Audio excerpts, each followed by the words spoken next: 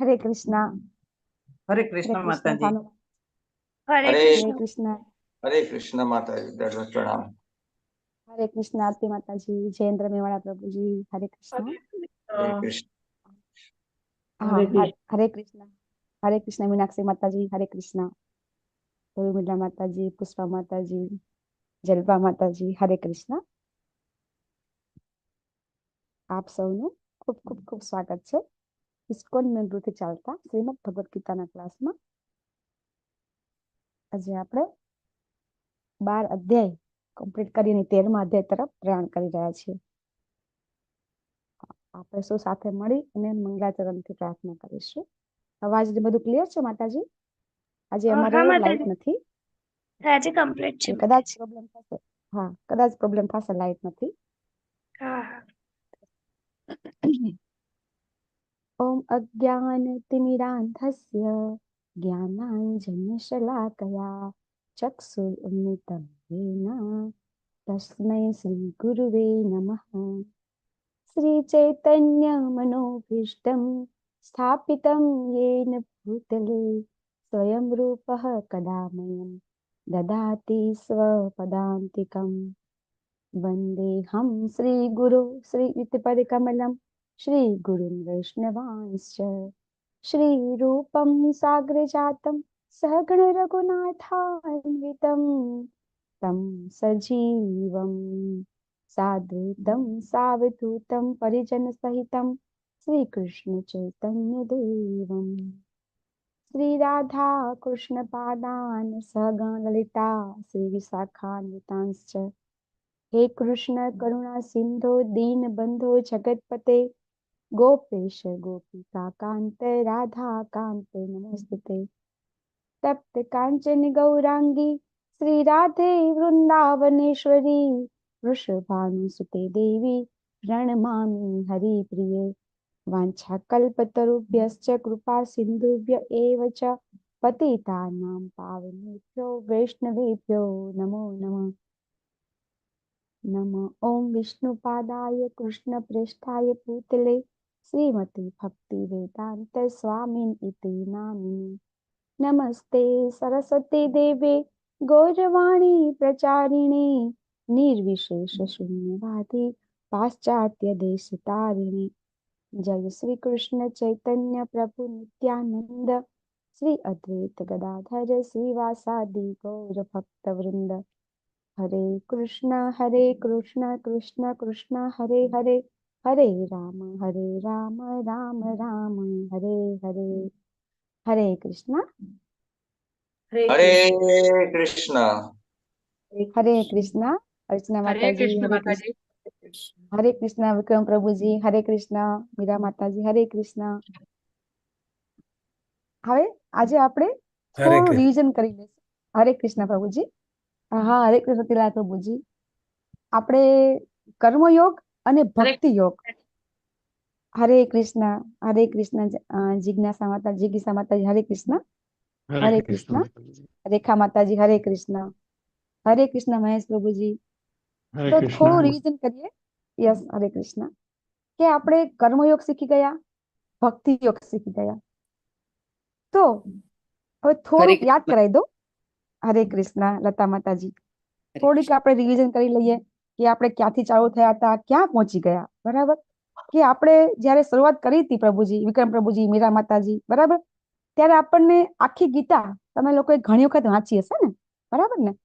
કે ભગવદ ગીતા તમે વાંચી પછી આપણને જે અત્યારે આપણે જે સમજ્યા, અત્યાર સુધી જે કઈ સમજ્યા, ભગવાને આપણને જે જ્ઞાન આપ્યું, તો એ જ્ઞાન હવે આપણે કોઈ સાથે વાતચીત કરીએ ને તો થોડી આપણે કહી શકીએ ને કે ભગવદ ગીતામાં આપણે આટલું આટલું આવે છે, આ આવે છે, આ આવે છે. તો થોડુંક ફરીથી રિવિઝન કરાવી દઉં આપણે તમને લોકોને કે શરૂઆત ક્યાંથી થાય છે? અર્જુનજી યુદ્ધ કરવાની ના પાડે છે, બરાબર ને?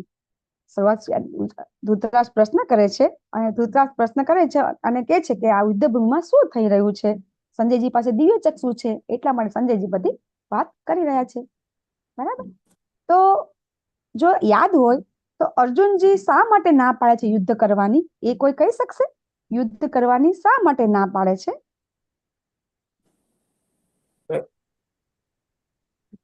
હા હરે વિક્રમ કૃષ્ણ પ્રભુજી, માતાજી. બોલો બોલો. હા યસ, બોલો પોતાના જ બાપુજી. બધા ભાઈઓ ને બધા હોય છે એટલે ના પાડે છે. યસ, એમને એટલે એમને કરુણા થાય છે, બરાબર. એ કરુણા શું કે થાય. છે, આ બધા સગાવાલા છે, દયા આવે છે. હા, એક કારણ એમને 5 કારણ હતા પ્રભુજી. આપણે 5 કારણ શીખ્યા હતા કે એ 5 વસ્તુની ના પાડે છે. એમાં 4 કારણ આવે છે પહેલા અધ્યાયમાં અને 1 કારણ આવે છે બીજા અધ્યાયમાં. તો એ જે 4 કારણ આપે છે, જે અર્જુનજી અને યુદ્ધ કરવાની ના પાડે છે, બરાબર. તો એ બીજું કારણ કયું? પેલું કે છે કે દયા આવે છે, કરુણા આવે છે. આનંદ નથી. આનંદ નથી. હા, કે હું આ બધા મરી જશે, બરાબર, તો પછી આપણે આનંદ કોની પાસે વ્યક્ત કરીશું? એટલે કોઈ આનંદ નથી. યસ, હજી એક બીજું પછી. હરે કૃષ્ણ માતાજી. યસ પ્રભુજી. સ્ત્રીઓની રક્ષા નહીં થઈ શકે. યસ, કૌટુંબિક પરંપરાનો નાશ થશે. બાળકો અને સ્ત્રીઓની રક્ષા કોણ પાપ કરશે? લાગે. યસ, પાપ યસ, લાગે. પાપ લાગશે. કુલ હા, ધર્મનો નાશ યસ, થશે, યસ દૂષિત લતા પ્રજા માતાજી. પેદા થશે. હા, બહુ સરસ. જો આપણને અર્જુનજીએ આપણને સમજાવ, આપણને કારણ આપ્યા, બરાબર, ને એ કારણ આપણને પણ બધાને લાગુ પડે છે. યસ લતા માતાજી, બોલો બોલો. યસ લતા માતાજી, તમે મ્યુટ છો આપણે માતાજી. કહ્યું દૂષિત હા, પ્રજા પેદા થશે અને કુલ ધર્મનો નાશ થશે. હા, બરાબર. એટલે પહેલા કે છે કે મને કરુણા થાય છે, બરાબર, મારે યુદ્ધ કરવું નથી. પછી કે છે મારે પાપનો ભય લાગે છે, બરાબર, કે આ બધાને હું મારી નાખીશ તો મને પાપ નહીં લાગે, ખરાબ કર્મ છે ને, એવું કે છે. પછી કે છે મને આનંદ નથી. પછી એમ કે છે કૌટુંબિક પરંપરાનો નાશ નહીં થાય ને. અને પછી છેલ્લે કે છે મને કઈ ખબર જ પડ. બીજા અધ્યાયમાં અર્જુનજી કે છે ભગવાનને 1.6 માં એમ કે છે, બીજા અધ્યાયના 1 થી 6 શ્લોકમાં પોતે વર્ણન કરે છે કે ભગવાન, હવે મને કઈ ખબર જ પડતી નથી કે મારે શું કરવું, યુદ્ધ કરવું કે ન કરવું, આ લોકોને મારી નાખવા અથવા તો મારે હારી જવું, બરાબર. એટલે એમને કઈ ખબર પડતી નથી. અને પછી 7મા શ્લોકમાં અર્જુનજી ભગવાનને શરણાગત થાય છે. ભગવાનને કહે છે કે હવે હું તમારો શિષ્ય છું. શિષ્ય સ્તેહમ સાધી મામ ત્વામ પ્રપન્નમ. હવે હું તમારા શરણે છું, બરાબર. અને જ્યારે અર્જુનજી ભગવાનને શિષ્યપદ ભગવાનનું સ્વીકારે છે, પછી ભગવાન છે એ 11મા શ્લોકથી જવાબ આપવાનું ચાલુ કરે છે. અને ભગવાનનો પહેલો ઉપદેશ શું હતો? આપણે વારંવાર લઈએ છીએ ભગવાનનો પહેલો ઉપદેશ 11મા શ્લોકથી 30મા શ્લોકમાં અર્જુનજીને ભગવાન શું સમજાવે છે? જે આપણે કહીએ છીએ અને બધા લોકો ભગવાન પહેલો સ્વર્ગમાં જ ઉપદેશ આપી જવાના રહ્યા છે. હા, ભગવાન પહેલો જેને કહેવાય કે પહેલો જ ઉપદેશ આપે છે, શરીર નથી, આપણે આત્મા છીએ, એવું ભગવાન સમજાવે છે, બરાબર. એ જે આપણે સમજીએ છીએ, જે 3 જ્ઞાન આપણે લઈએ છીએ 1 થી 9 અધ્યાય સુધીમાં, પરમ ગુહ્ય જ્ઞાન, હું કોણ છું, બરાબર, એનો જવાબ ભગવાન આપે છે કે આપણે શરીર નથી, આત્મા છીએ. અને ભગવાન બીજા અધ્યાયમાં પછી બધા જ જવાબ આપી દે છે એમને. એટલે એમ જોવા જઈએ તો બીજા અધ્યાયમાં ગીતા પૂરી થઈ જાય છે, બરાબર. છતાં પછી અર્જુનજીની તકલીફ પડે છે કે તમે બધું તો જ્ઞાન આપી દીધું, બરાબર, કર્મયોગ, જ્ઞાન યોગ, નિષ્કામ કર્મ, સકામ કર્મ યોગ, બધું જ આપી દીધું. તો હવે મારે ત્રીજા અધ્યાયમાં અર્જુનજી પૂછી રહ્યા છે કે મારે કરવું શું? જ્ઞાન પ્રાપ્ત કરવું, ત્યાગ કરવો, કે મારે કર્મ કરવું? એટલે પછી ભગવાન સ્પેશિયલ કર્મ માટે સ્પેશિયલ ત્રીજો અધ્યાય આપે છે, અને એ આપે છે કર્મયોગ. હવે કર્મ અને કર્મયોગ બંને અલગ છે, બરાબર. કર્મ કરવું, જો યોગ એટલે જોડાવું, આપણે સમજી ગયા, યોગ એટલે જોડાવું. તો કર્મ યોગ, તો કર્મ દ્વારા ભગવાન સાથે જોડાવું. તો આપણે અલગ રીતે સમજ્યા હતા કે કર્મ એટલે શું, કર્મયોગ એટલે શું. તો એ સમજી શકાય એવું છે. તો કોઈ કહી શકશે કે આપણે કર્મ અને કર્મયોગ વિશે એને બેને અલગ કેવી રીતે કહી શકશું? હરે કૃષ્ણ માતાજી. યસ રચના માતાજી.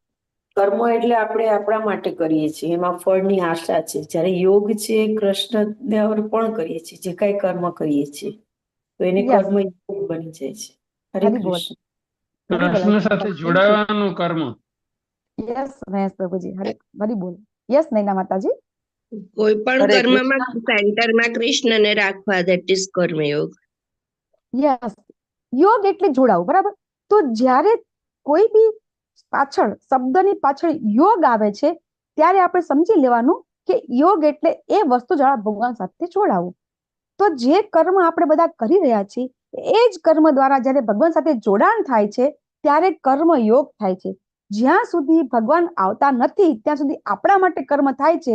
પછી સારા કર્મ હોય કે ખરાબ કર્મ, સકામ કર્મ હોય એટલે કે સારા કર્મ, દાન પુણ્ય હોય અથવા નિષ્કામ કર્મ કે ફળની આશા રાખ્યા વગર, તો જે બી કર્મ થાય છે એ કર્મની અંદર જ્યારે ભગવાન આવતા નથી ત્યારે થઈ જાય છે એ એકલું કર્મ.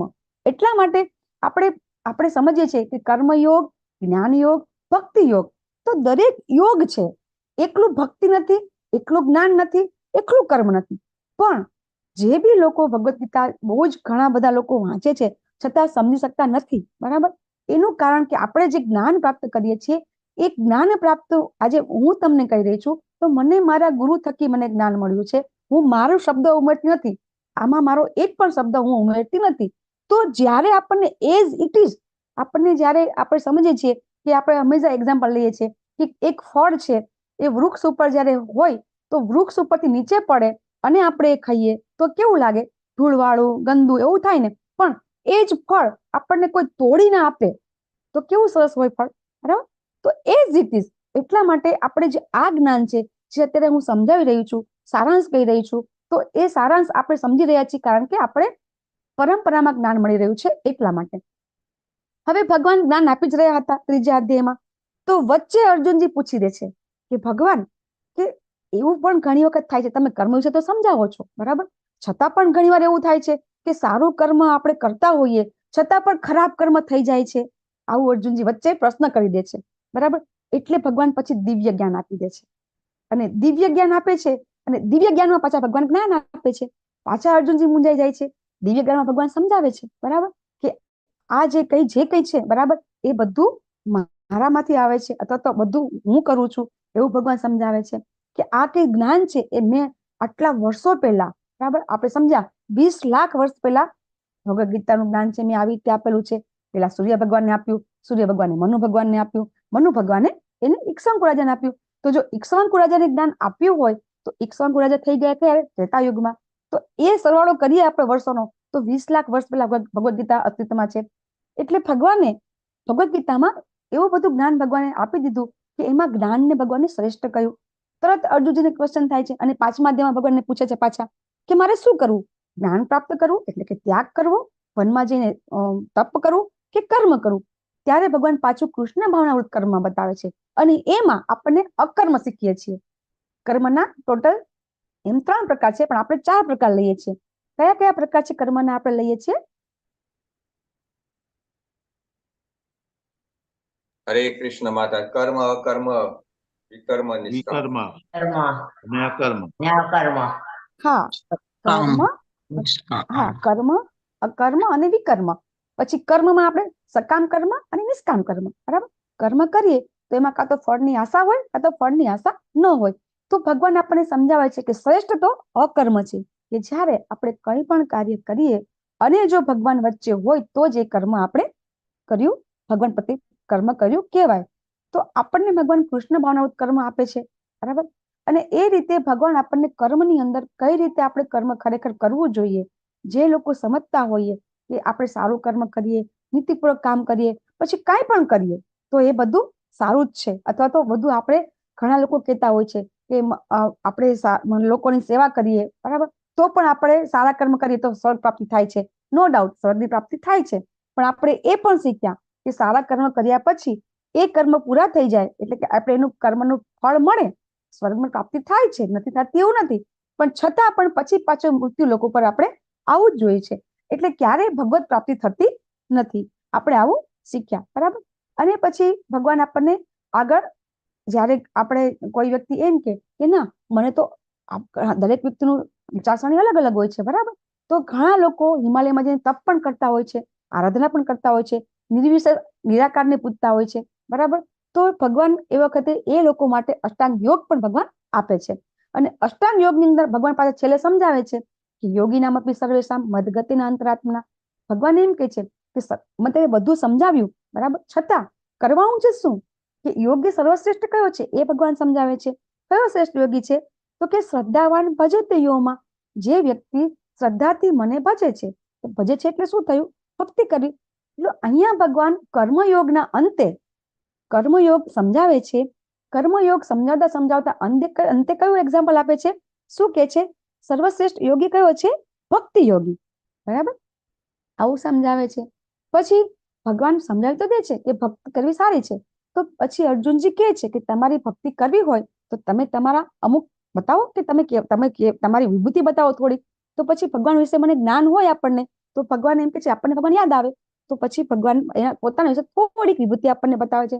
અને પછી એ અધ્યાયની અંદર આપણને ભગવાન સમજાવે છે કે ભગવાન કોણ છે. બરાબર, એ શ્લોકની અંદર આપણે સમજીએ છીએ કે ભગવાન કહે છે મત પરતરમ ન અન્યત કિંચિદ અસ્તિ ધનંજય. હે અર્જુન, મારાથી શ્રેષ્ઠ એવું કાંઈ નથી. એટલે એ શ્લોકની અંદર આપણે સમજવા મળે છે કે ભગવાન કોણ છે. આ રીતે આપણને ભગવાન બે જ્ઞાન આપી દીધા, પરમ ગુહ્ય જ્ઞાન અને ગુહ્ય તમ જ્ઞાન. એટલે પછી ભગવાન કોણ છે એ સમજી ગયા. પછી ભગવાન આપણને અર્જુનજીને ભગવાન હજી પણ શ્રેષ્ઠ જ્ઞાન આપે છે, એ છે ગુહ્ય તમ જ્ઞાન. અને એ જ્ઞાન ભગવાન આપે છે 9મા અધ્યાયમાં. અને વચ્ચે અર્જુનજી પ્રશ્ન કરી દે છે, 8 પ્રશ્ન ધડાધડ કરે છે ભગવાન.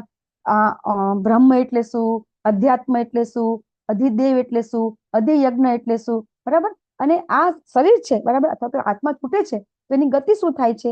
બરાબર, આ બધું પ્રશ્ન પૂછે છે. એટલા માટે આપણે અધ્યાય આવી ગયો 8મો. પછી ભગવાન આપણને સમજાવે છે, ગુહ્યતર જ્ઞાન આપે છે 9મા અધ્યાયની અંદર. 9મો અધ્યાયના સેન્ટરમાં 350મા શ્લોકમાં ભગવાન સમજાવે છે કે તમે ભગવાન કોણ છે સમજી ગયા. આપણે એ સમજ્યા પછી શું કરવાનું છે, તો એ ભગવાન સાથે આપણે સંબંધ કેવી રીતે સ્થાપિત કરવો એ આપણને ભગવાન સમજાવે છે. અને પછી એ સમજાવતા પછી આપણે 10મો અધ્યાય લીધો. બરાબર, કે ભગવાન એ જ્યારે અર્જુનજીને એમ કે છે કે ભાઈ, ભગવાનને એમ કે છે કે તારું મન મને આપી દે. તો પછી અર્જુનજી એમ કે છે કે મન તો ભગવાન કેવું છે કે વાયુ કરતા પણ વેગવાન છે, તો હું એને કંટ્રોલ કરી શકતો નથી. તો તમારા વિશે થોડીક વધારે વસ્તુ બતાવો મને. તો પછી ભગવાન એમની વિભૂતિ બતાવે છે. અને એ જેને કહેવાય કે થિયરી બતાવે છે. અને પછી 11મા અધ્યાયમાં આપણે પ્રેક્ટિકલ બતાવે છે. એ રીતે આપણે 10-11 અધ્યાય શીખીએ છીએ. અને પછી 12મો અધ્યાય પ્યોર ડિવોશનલ સર્વિસ આપણે ગઈકાલે લીધો. અને 12મા અધ્યાયમાં ભગવાન આપણને કેવી રીતે ભક્તિ કરવી એ ભક્તિની સીડી બતાવે છે. બરાબર, આ રીતે આપણે લીધું. અને હવે આવતીકાલે આપણે બ્રેક રહેશે, તો બધા જે નવા ભક્તો છે ખાસ કરીને, બરાબર, તો આવતીકાલે તમે અત્યાર સુધીનું જે આપણે સારાંશ લીધો, બરાબર, એમાં મેઇન જે પોઈન્ટ છે એ બધા પોઈન્ટ આપણે પાછા પરમ દિવસે કવર કરશું અને તમારી એક્ઝામ સ્ટાર્ટિંગમાં લેશું. બરાબર, આપણે 1 થી 12 અધ્યાય સુધીનું કે આપણે ખરેખર કર્મયોગ અને ભક્તિ યોગ. તો આપણે હજી ગઈકાલે બીજું ભક્તિ યોગમાં ગઈકાલે શું શીખ્યા, ભક્તિ સીડી શીખ્યા મેં તમને કહી દીધું. બરાબર, અને હજી બહુ જ સરસ વસ્તુ આપણે ગઈકાલે શીખ્યા 12મા અધ્યાયમાં. એ કઈ શીખ્યા આપણે?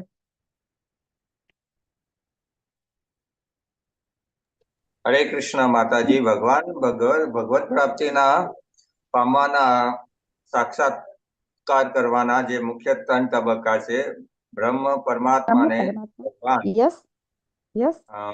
નિરાકાર બ્રહ્મ જે ભગવાન માંથી નીકળતું તેજ કહેવાય, જે દાખલા તરીકે સૂર્ય ને હોય.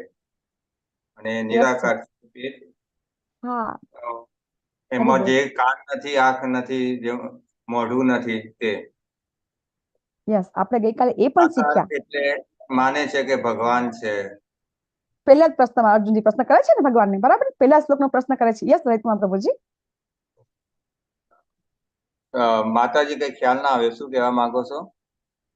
યસ, લલિતમાં પ્રભુજી બોલે છે. પહેલો પ્રશ્ન એ જે કર્યો ને કે સગુણ પૂજા કે નિર્ગુણ કઈ શ્રેષ્ઠ છે. પછી આ 6 તબક્કા આપ્યા અને પછી કેવો ભક્ત મને પ્રિય છે એ ગુણ આપ્યા બધા. હરી બોલ. યસ પ્રભુજી. અર્જુનજી પ્રશ્ન કરે છે, પોતે જ કે છે કે હું તો સાકારની પૂજા કરું છું, તો બરાબર છે કે નહીં, એમ કહીને પ્રશ્ન કરે છે કે સાકાર કે નિરાકાર. એનો જવાબ આપે છે ભગવાન. પછી ભગવાન એ જવાબ આપતા વખતે સાકારની પૂજા કરવી હોય, સાકારની ભક્તિ કરવી હોય, તો એનું આપણને ભગવાન આખી તબક્કા આપે છે કે આ રીતે મને મારી ભક્તિ સાકાર રૂપમાં પણ તમે કરી શકો છો. અને પછી એ જ્યારે કોઈ વ્યક્તિ ભક્ત થઈ જાય તો એ ભક્ત છે, એ ભક્તનું પોતાના પ્રત્યે કેવું વલણ હોય છે, ભક્તનું બીજા પ્રત્યે કેવું વલણ હોય છે, ભક્તનું ભક્ત પ્રત્યે કેવું વલણ હોય છે, અને ભગવાન પ્રત્યે કેવો વ્યવહાર હોય છે, એ આપણે ગઈકાલે શીખી ગયા. બરાબર છે. તો આ રીતે આપણે 12 અધ્યાય પૂરા કર્યા. અને હવે આપણે અધ્યાય લઈ રહ્યા છે ક્ષેત્ર ક્ષેત્રજ્ઞ વિભાગ. એનું નામ છે પ્રકૃતિ, પુરુષ અને ચેતના. બરાબર. તો પ્રકૃતિ વિશે આપણે કંઈક આગળ સમજી ગયા? કોઈને યાદ છે પ્રકૃતિ વિશે આપણે ક્યારે સમજી ગયા? ચેપ્ટર 7 માં. પ્રકૃતિ 7 માં. યસ, પાવલ માતાજી. 8 પ્રકારની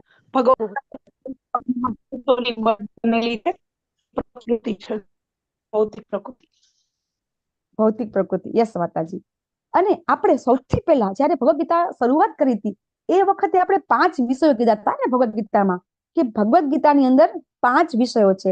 જેવી રીતે આપણે કોઈ બી અભ્યાસ કરીએ, બરાબર, કોઈ બી આપણે સ્કૂલમાં ક્યાંક જઈએ તો આપણે કેમ સબ્જેક્ટ હોય છે, તો એવી રીતે આપણે આજે ગીતાનો કોર્સ કરી રહ્યા છીએ.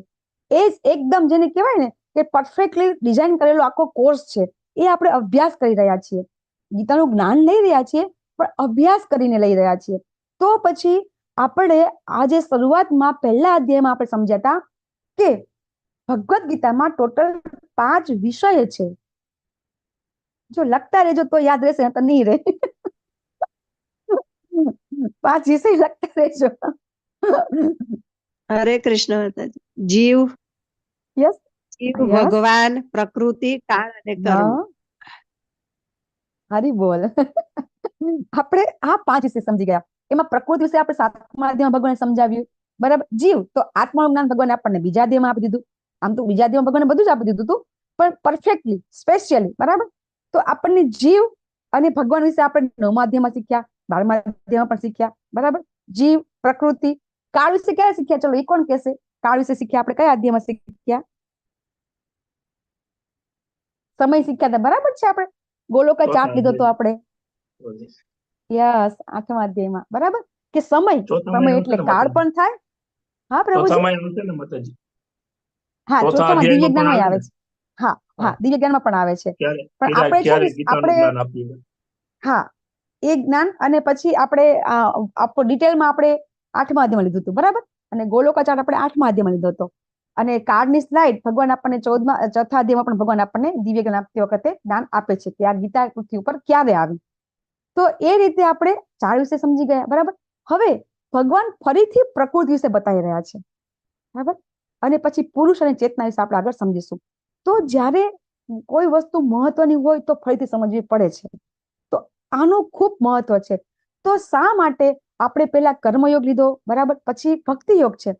તો ભક્તિ યોગને આપણે સમજીએ છીએ કે ભક્તિ યોગ શ્રેષ્ઠ છે. તો શ્રેષ્ઠ કઈ રીતે છે ભક્તિ યોગ? કે ભક્તિ દ્વારા જ આપણે ભગવાનને પામી શકીએ છીએ. ફક્ત અને ફક્ત ભગવાન દરેક અધ્યાયના અંતે ભક્તિનું મહત્વ સમજાવે છે. દરેક અધ્યાયના અંતે ભગવાન સમજાવે છે કે ભક્તિ યોગી છે એ સર્વશ્રેષ્ઠ છે. તો પછી ભગવાન જો ભક્તિને શ્રેષ્ઠ માનતા હોય તો હવે આપણે અધ્યાય લઈ આવ્યા છે બધા 13મા અધ્યાયથી 18મા અધ્યાય સુધી આપણે જ્ઞાન યોગ છે. તો જ્ઞાન યોગનો આજે પહેલો અધ્યાય છે. બરાબર. તો હવે અહીંયા આપણને પ્રશ્ન પૂછવામાં આવે છે. આ અધ્યાય 13ની ઝાંકી છે. આપણે અધ્યાય 13ના આટલા વિભાગ કરેલા છે કે અર્જુનજી પહેલા પ્રશ્ન કરી રહ્યા છે, ભગવાન એનું વર્ણન કરે છે, પછી જ્ઞાન અને જ્ઞાન પ્રાપ્ત કરવાની પ્રક્રિયા, પછી જ્ઞાન એટલે જ્ઞેનમ, જ્ઞાન એટલે શું? બરાબર. જ્ઞાનમ જ્ઞેનમ, જ્ઞાન એટલે કે જ્ઞેનમ એટલે કે જ્ઞાનનો જે ઉચ્ચતમ ક્વોલિટી છે.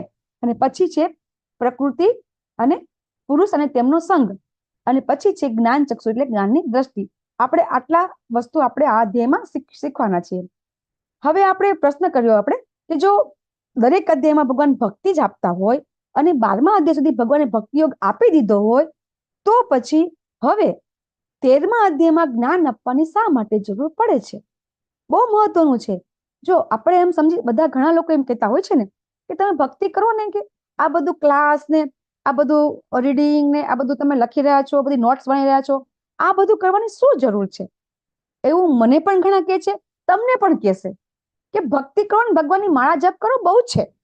નો ડાઉટ કે માળા જપ કરીએ એટલે બહુ જ છે, એવું ખોટું નથી.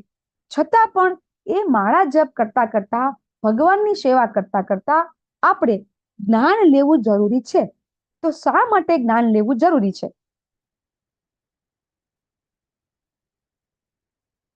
કોઈ પણ કહી શકે છે. હેન્ડ રેઝ કરવો પડશે બધાને વારાફરતી. બધાનું આમાં ઇનપુટ જોશે. હરે કૃષ્ણ માતાજી. જ્ઞાન હોય તો આપણે આગળ કંઈક વધી શકીએ નહીં. ભગવાન આપણે સારી રીતે એની ભક્તિ કરી શકીએ, જાણી શકીએ. યસ, જ્ઞાન હોય તો ભગવાનની ભક્તિ વ્યવસ્થિત થઈ શકે. બરાબર. થઈ શકે. વિક્રમ પ્રભુજી બોલો તમે. બસ આ જ કહેવાનું હતું. જ્ઞાન હોય તો જ તમે આગળ વધી શકો.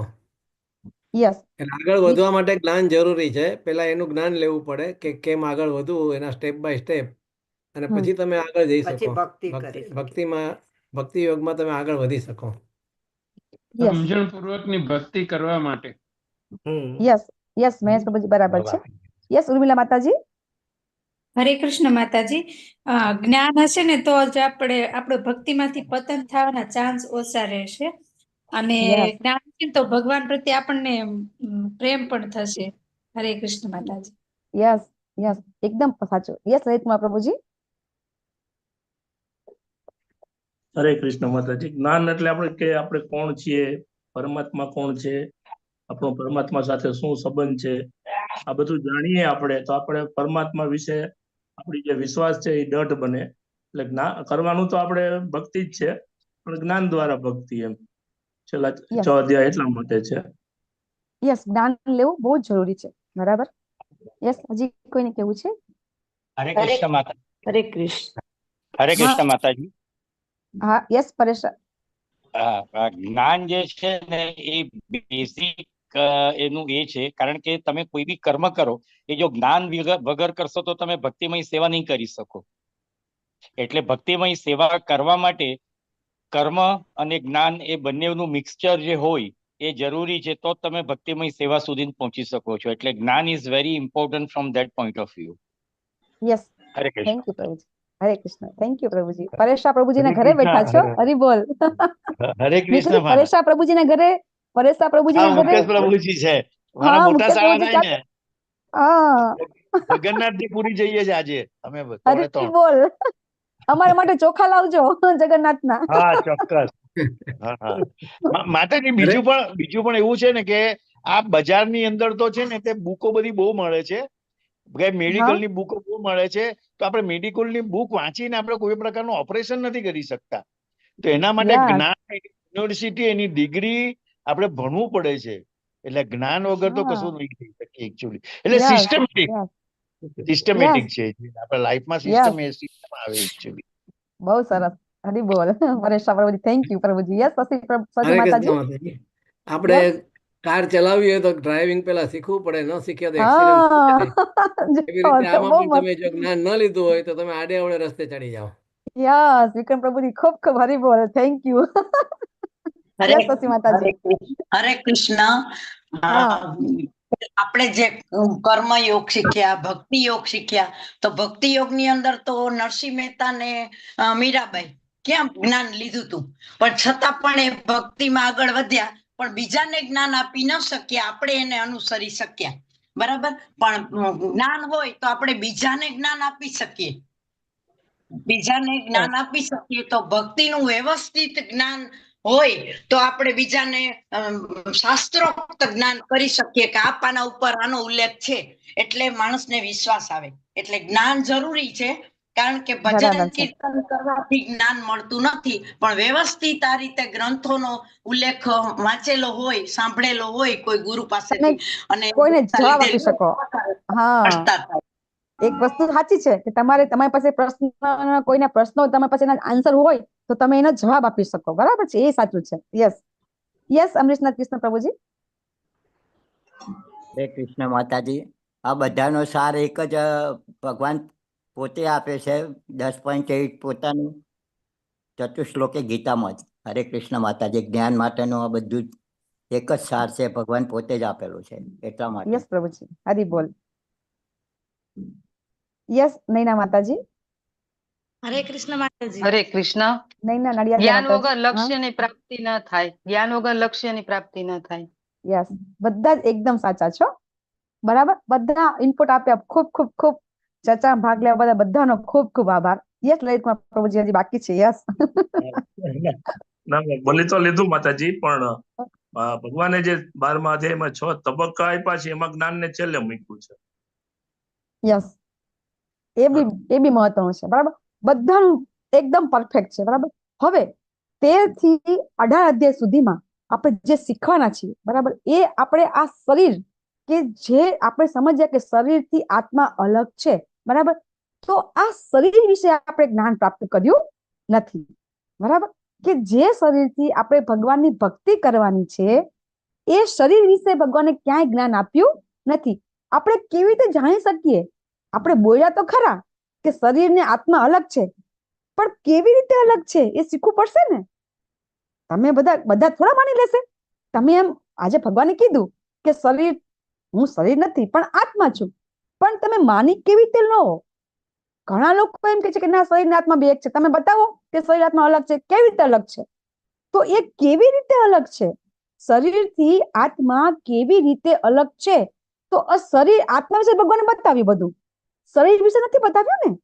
આત્મા પરમાત્માનું જ્ઞાન આપ્યું, પરમેશ્વરનું જ્ઞાન આપ્યું, પછી આપણે કેવી રીતે ભક્તિ કરવી આપ્યું, ભગવાન પાસે કેવી રીતે પહોંચી જવું એ આપી દીધું. પણ પહોંચવાનું છે તો આ શરીરથી.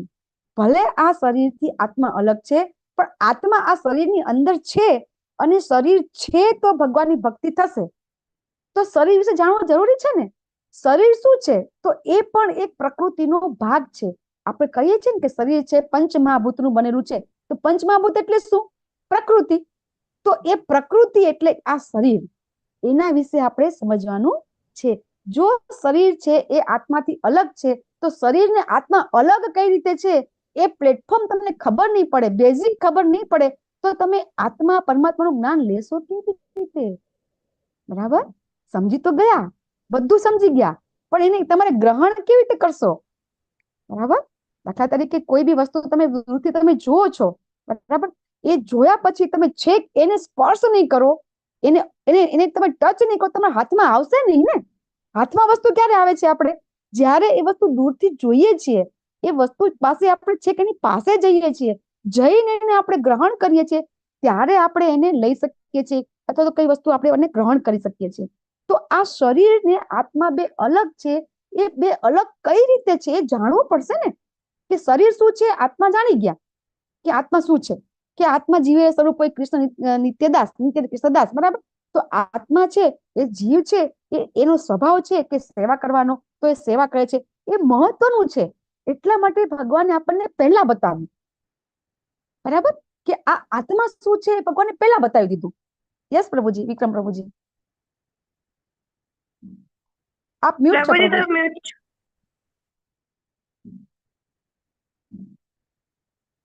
હજી મ્યુટ છો પ્રભુજી તમે. પ્રભુજી તમે મ્યુટ છો.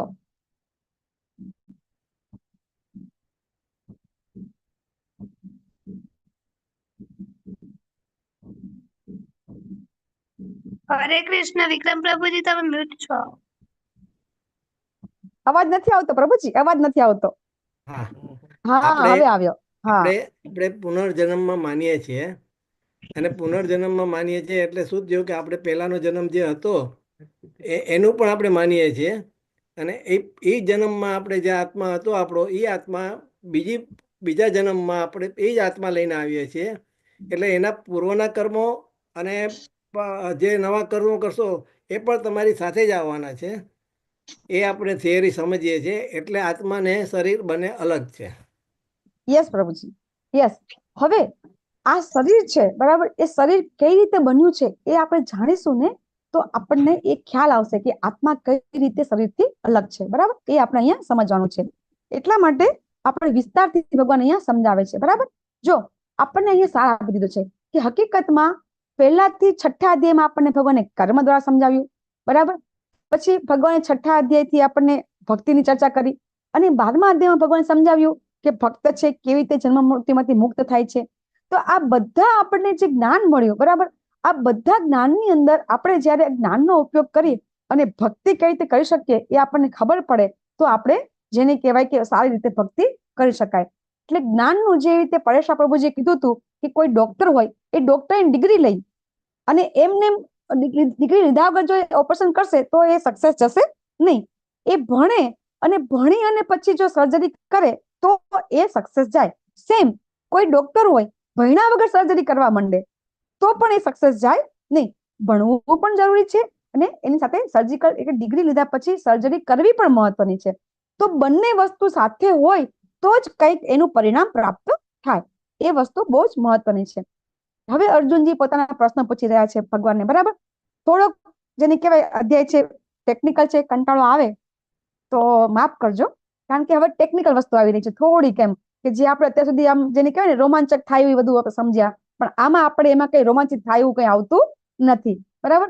હવે થોડોક પ્રશ્ન એવા અર્જુનજી કરશે કે જેમાં આપણને થોડોક કંટાળો પણ આવી શકે, તો થોડું ધ્યાન રાખજો, અથવા તો થોડો ઇન્ટરેસ્ટ લેશો ને તો નહીં એવો વાંધો આવે, બરાબર. હું પ્રયત્ન પણ કરીશ. હવે ભગવાનને અર્જુનજી પૂછી રહ્યા છે, હે ભગવાન, હે કૃષ્ણ, હું પ્રકૃતિ, પછી પુરુષ, ક્ષેત્ર તથા ક્ષેત્રના જ્ઞાતા, જ્ઞાન અને જ્ઞેય, બરાબર. અર્જુનજી ટોટલ 6 પ્રશ્ન પૂછી રહ્યા છે. પુરુષ એટલે કોણ?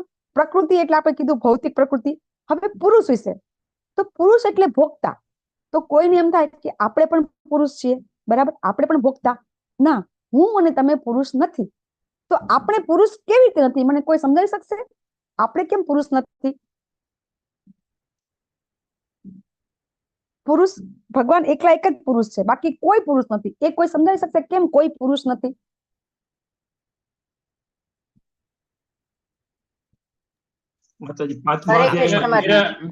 મીરાબાઈ એવું માનતા હતા. યસ, મીરાબાઈ એવું માનતા હતા. યસ, મીરાબાઈ તો જ્ઞાની જ હતા, એટલે એમને તો ખબર હતી કે ભગવાન એક જ પુરુષ છે. પણ આપણને કેવી રીતે ખબર પડે કે ભગવાન એક જ પુરુષ છે, આપણે પુરુષ નથી? 5.29 માં ભગવાને કીધું આપણે ભોગતા હું જ છું.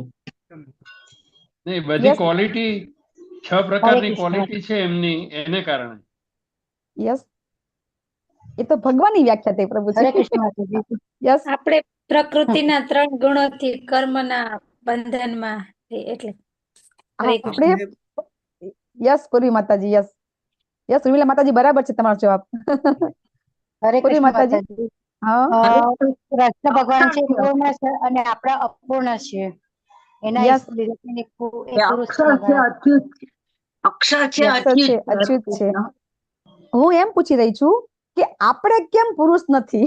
શ્રી કૃષ્ણ 3 ગુણોથી પરે ઓલા તમે તો સાચા જ છો. ઉર્મિલા માતાજી સાચા છો. મૃત્યુ, જરા વ્યાધિ બધું છે એટલે, અને આપણી ઇન્દ્રિયો અપૂર્ણ છે.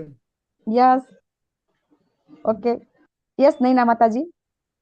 હરે કૃષ્ણ માતાજી. જયારે સૃષ્ટિનું સર્જન થયું ત્યારે ભગવાન જ હતા, ત્યાર પછી આપણે બધા એમાંથી આવેલા છીએ, એટલે ભગવાન પુરુષ હતા, એટલે આપણે સ્ત્રી પુરુષ બધા આપણે જ છીએ, એક જ છીએ એમ. યસ, આપણે જીવ છીએ બધા. યસ, પછી માતાજી. હા, એટલે એવું છે કે ભગવાન પોતે જ કહે છે એક શ્લોકની અંદર, એક અધ્યાયમાં, કે હું બધામાં છું, પણ બધા મારામાં છે, પણ હું બધામાં નથી. યસ, હું આત્મામાં નથી, અને હું અચિંત્ય ભેદાભેદ. હા, હવે યસ, પૂરી માતાજી. યસ, પૂરી માતાજી, તમે બોલી લો.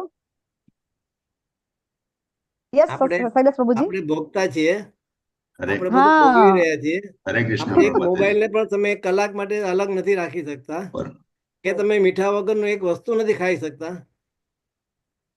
તો શૈલેષ પ્રભુજી બોલો તમે.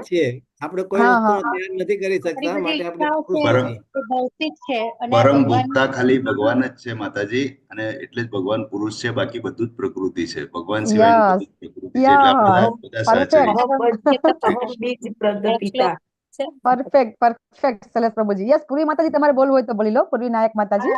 આપણી બધી વસ્તુઓ, આપણું શરીર બધું ભૌતિક છે, જ્યારે ભગવાનનું છે બધું દિવ્ય છે. યસ, શૈલેષ પ્રભુજીએ કહી દીધું, ઉર્મિલા માતાજી કહી દીધું. એ રીતે આપણે જે છીએ, બ્રહ્માથી માંડીને સર્વ દેવી દેવતાઓ અને મનુષ્ય થઈને બધા જીવ જે પણ કાંઈ છે, એ બધું ફક્ત ને ફક્ત ભૌતિક પ્રકૃતિ છે.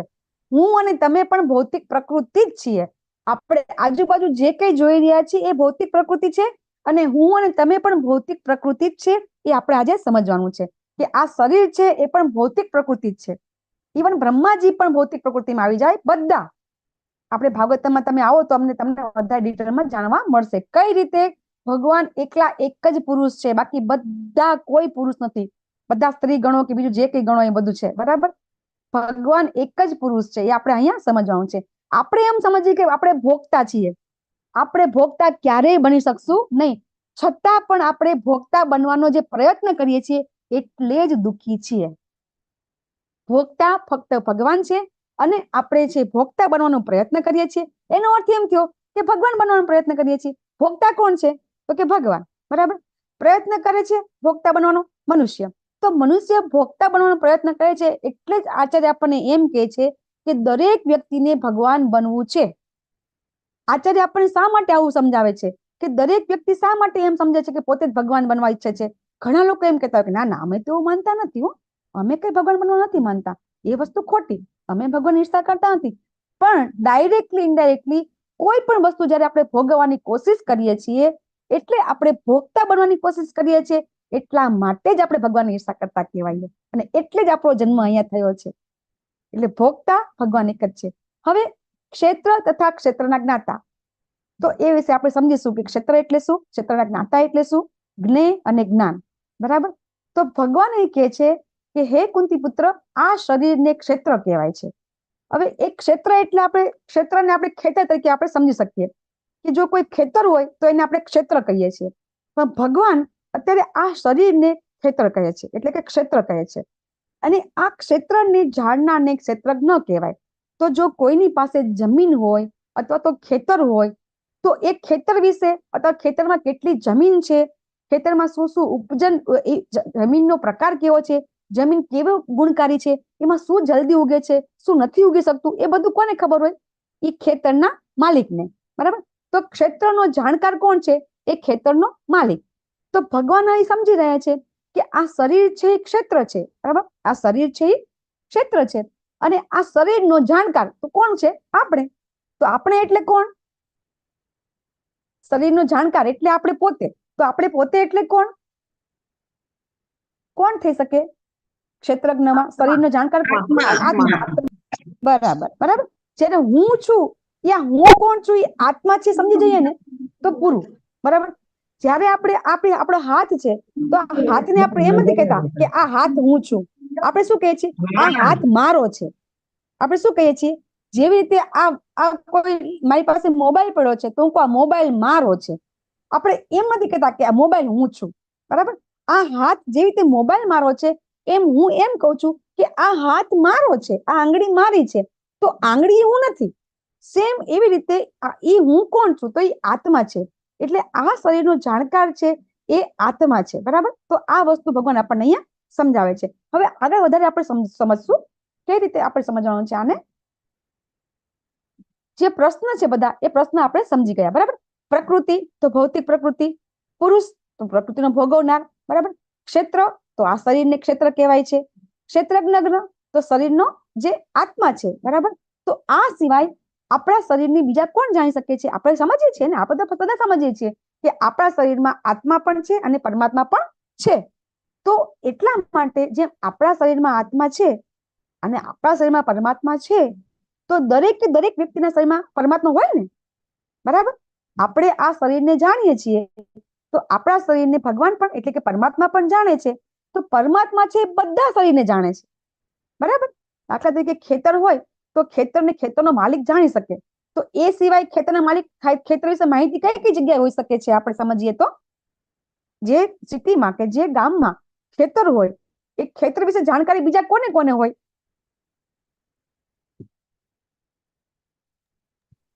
એના તલાટી કે જે કોઈ હોય એના નકશામાં હોય. તલાટી હોય કે કલેક્ટર હોય, મહેસૂલી ખાતાવાળા પાસે હોય. બસ. તો એવું નથી કે ખેતરની જાણકારી ખેતર પાસે જ છે. બરાબર. એ જે ખરેખર એના અધિકારી છે એને પણ ખેતરની, એને એક ખેતરની નહીં, એને તો બધાની જાણકારી હોય ને. ઈ ગામમાં જેટલા ખેતર હોય એ બધાની જાણકારી હોય ને એને તો. બરાબર છે. તો સેમ પરમાત્મા છે એ બધા શરીરના જાણકાર છે.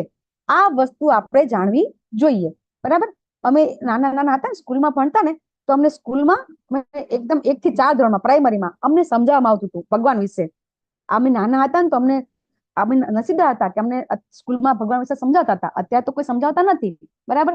અમને એક સ્ટોરી કહેતા, ટીચર છે એ સ્ટોરી કહેતા કે 4 મિત્રો હતા. એ 4 મિત્રોને એના ઘરેથી કોઈ કેરી આપી કે આ 4 કેરી છે, એ 4 કેરી એક જણને આપી હવે તમે આ કેરી લઈ અને તમે જાઓ અને કોઈ ન જોવે એવી રીતે ખાઈ જજો, બરાબર? તો બધા મિત્રો છે એ વારાફરતી એક એક કેરી બધા ખાઈ ગયા, પણ એક બાળક છે એને ખાધું નહીં. અને એ બાળક આવીને ટીચરને કહે છે કે ટીચર, તમે એમ કહો છો કે કોઈ ન જોઈ તે કેરી ખાવી, પણ કે બધું જોયું કે આજુબાજુ કોઈ નથી, પણ કે ભગવાન તો હોય ને, કે ભગવાન તો જોવે ને. તો ત્યારે સ્કૂલમાં આપણને ભગવાન વિશે જ્ઞાન આપવામાં આવતું હતું કે ભગવાન છે ને એ દરેક જગ્યાએ છે, તો ભગવાન બધું જોવે છે. તો આવી રીતે સ્કૂલમાં પણ આપણને જ્ઞાન આપવામાં આવતું હતું કે ભગવાન છે દરેક જગ્યાએ બિરાજમાન છે. તો એટલા માટે ભગવાન છે દરેક શરીરને જાણકાર છે, એવું આપણે નાનપણમાં પણ સમજતા હતા. અને હવે જ્ઞાનમ અને જ્ઞાન, તો એ સમજવું હોય, બરાબર, તો જ્ઞાન કોને કહેવાય? તો આ શરીર અને શરીરનો જાણકાર, બરાબર, ક્ષેત્ર અને ક્ષેત્રજ્ઞ, એ બેયને જે સમજી જાય એને કહેવાય જ્ઞાન, બરાબર. જ્યારે કોઈ વ્યક્તિ આ શરીર વિશે અને શરીરમાં જે બિરાજમાન આત્મા છે અને પરમાત્મા છે એ બંનેને સમજી જાય તો એને કહેવાય છે જ્ઞાન. અને પછી જ્ઞેય. જ્ઞેય કોને કહેવાય? તો જ્ઞાનનો ધ્યેય, બરાબર. જે આ જ્ઞાન પ્રાપ્ત થઈ જાય, શરીર અને શરીરના જાણકારને જે સમજવું છે, બરાબર, એ જ્ઞાન છે. એ જ્ઞાન જ્યારે પૂરેપૂરું એને પ્રાપ્ત થઈ જાય એટલે કે એને પરમાત્મા વિશેનું જ્ઞાન પ્રાપ્ત થઈ જાય, જે આપણો અંતિમ ધ્યેય છે. આ સમજી જાય, આટલી આ જે સ્લાઇડ સમજી ગયા આપણે, તો આ અધ્યાયમાં આટલું જ આપેલું છે, બરાબર. હવે આત્મા અને પરમાત્મા બંને ક્ષેત્રજ્ઞ અથવા શરીરના જાણકાર હોય, તો આત્મા અને ભગવાન એટલે કે પરમાત્મા વચ્ચે શું તફાવત છે, બરાબર? આપણે એમ કહીએ છીએ ને કે શરીરમાં આત્મા શરીરને જાણે છે અને પરમાત્મા શરીરને જાણે છે. તો આ બંને વચ્ચે ડિફરન્સ શું છે? આત્મા પરમાત્મા છે, કોઈ કહી શકશે?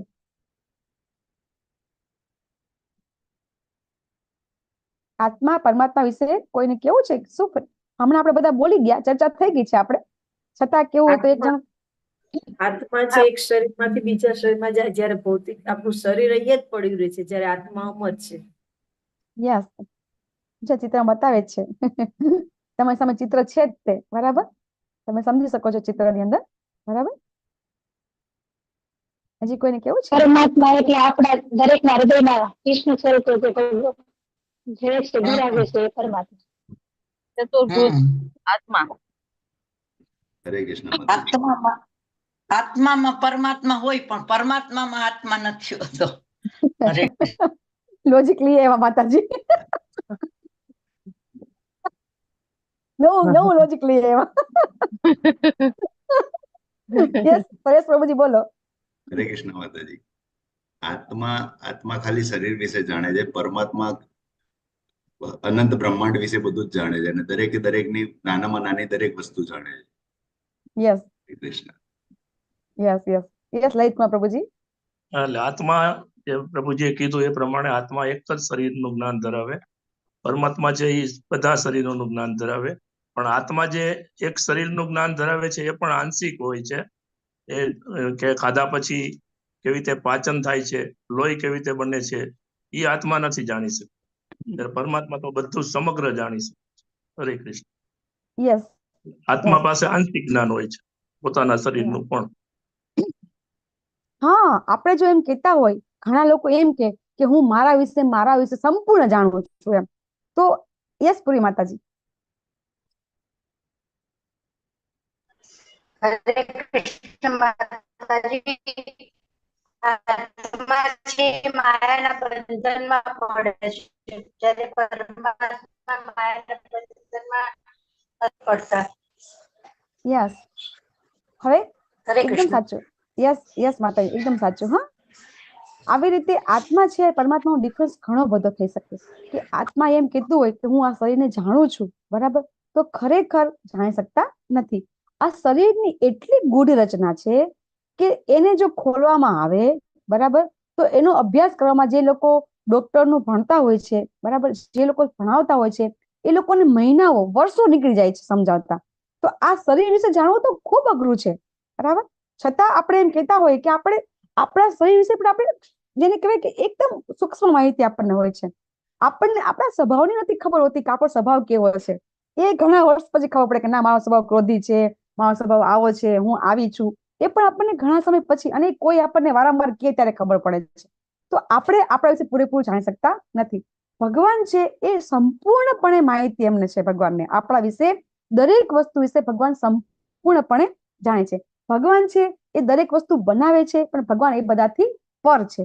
ભગવાનને કોઈ વસ્તુ આપણે સમજીએ કે ભગવાનને કોઈ વસ્તુથી ભગવાનને કર્મ બંધન નડતું નથી. ભગવાન જે ભૌતિક પ્રકૃતિ છે એ ભગવાન બનાવે છે, પણ ભૌતિક પ્રકૃતિ ભગવાનને લાગુ પડતી નથી.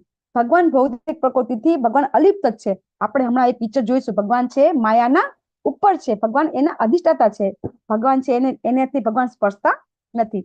હવે અહીંયા આપણને વેદાંત સૂત્ર વિશે માહિતી આપવામાં આવે છે આ શ્લોકની અંદર, કે શા માટે આપણને વેદાંત સૂત્ર વિશે કહે છે. તો હવે આ જે વિભાગ છે, આપણે જ્યારે શીખી રહ્યા છીએ, આખો ટોપિક છે, એ આખો ટોપિક છે ને એ જે આખા વેદ છે, 4 વેદ છે ને, એ 4 વેદ ઉપરથી વેદાંત સૂત્ર, કે જેને વેદને એક સંક્ષિપ્તમાં સૂત્ર તરીકે બનાવેલું છે, બરાબર. એનું પહેલું સૂત્ર છે અથવા તો બ્રહ્મ જિજ્ઞાસા, બરાબર. એ વેદાંત સૂત્ર છે ને એની અંદર આ વિશે ડિટેલમાં આપવામાં આવેલું છે. પણ આપણે વાંચવાની કઈ જરૂર નથી, પણ આપણને આ શ્લોક એટલા માટે બતાવવામાં આવે છે કે ખરેખર ભગવદ્ ગીતાની અંદર દરેકે દરેક જ્ઞાન, તમે કોઈ પણ જ્ઞાન લઈ લો, બધું જ જ્ઞાન આની અંદર આપેલું છે. તો આ શ્લોકની અંદર જે તૈત્રીય ઉપનિષદ છે કે બ્રહ્મપુચ્છની અંદર જે આપણને સમજાવવામાં આવેલું છે, એ બધું અહીંયા સ્પષ્ટ રીતે આપણને ભણાવવામાં આવેલું છે, જે આપણે અહીંયા સમજવાનું છે. કોઈને વેદાંત સૂત્ર વાંચવું હોય તો વાંચી શકે છે. તો આ બ્રહ્મપુચ્છ શું છે? હવે ઘણા થશે, બરાબર, આ બધી શું નવું લઈએ એવા બ્રહ્મપુચ્છ. તો એ બ્રહ્મપુચ્છ છે એ તૈત્રીય ઉપનિષદ છે ને એની અંદરથી લેવામાં આવેલું છે, કે આપણી જે વ્યક્તિ છે, જે મનુષ્ય છે, એની ચેતના કેવી હોય છે, બરાબર. જ્યારે એનો જન્મ થાય છે, જ્યાં સુધી એ વ્યક્તિ છે એ જન્મ્યા પછી, બરાબર, જ્યાં સુધી એ આનંદમય ચેતનામાં પહોંચતો નથી ને, ત્યાં સુધી એને પોતાના જીવનનો ઉદ્દેશની ખબર જ નથી પડતી. તો અન્નમય ચેતનામાં જીવન જીવે છે માણસો.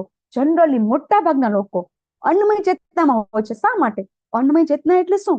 તો તમે પરપટ વાંચો, તમે બહુ સરસ સમજાવે છે પ્રભુપાદ, કે જે વ્યક્તિને ફક્ત ને ફક્ત ખાવું, પીવું અને મજા કરવી, બરાબર, ઊંઘવું, જમવું, ખાવું, પીવું અને સુઈ જવું, બરાબર, આટલી જ આમાં જ મજા, બસ, બીજું કાંઈ જ નહીં.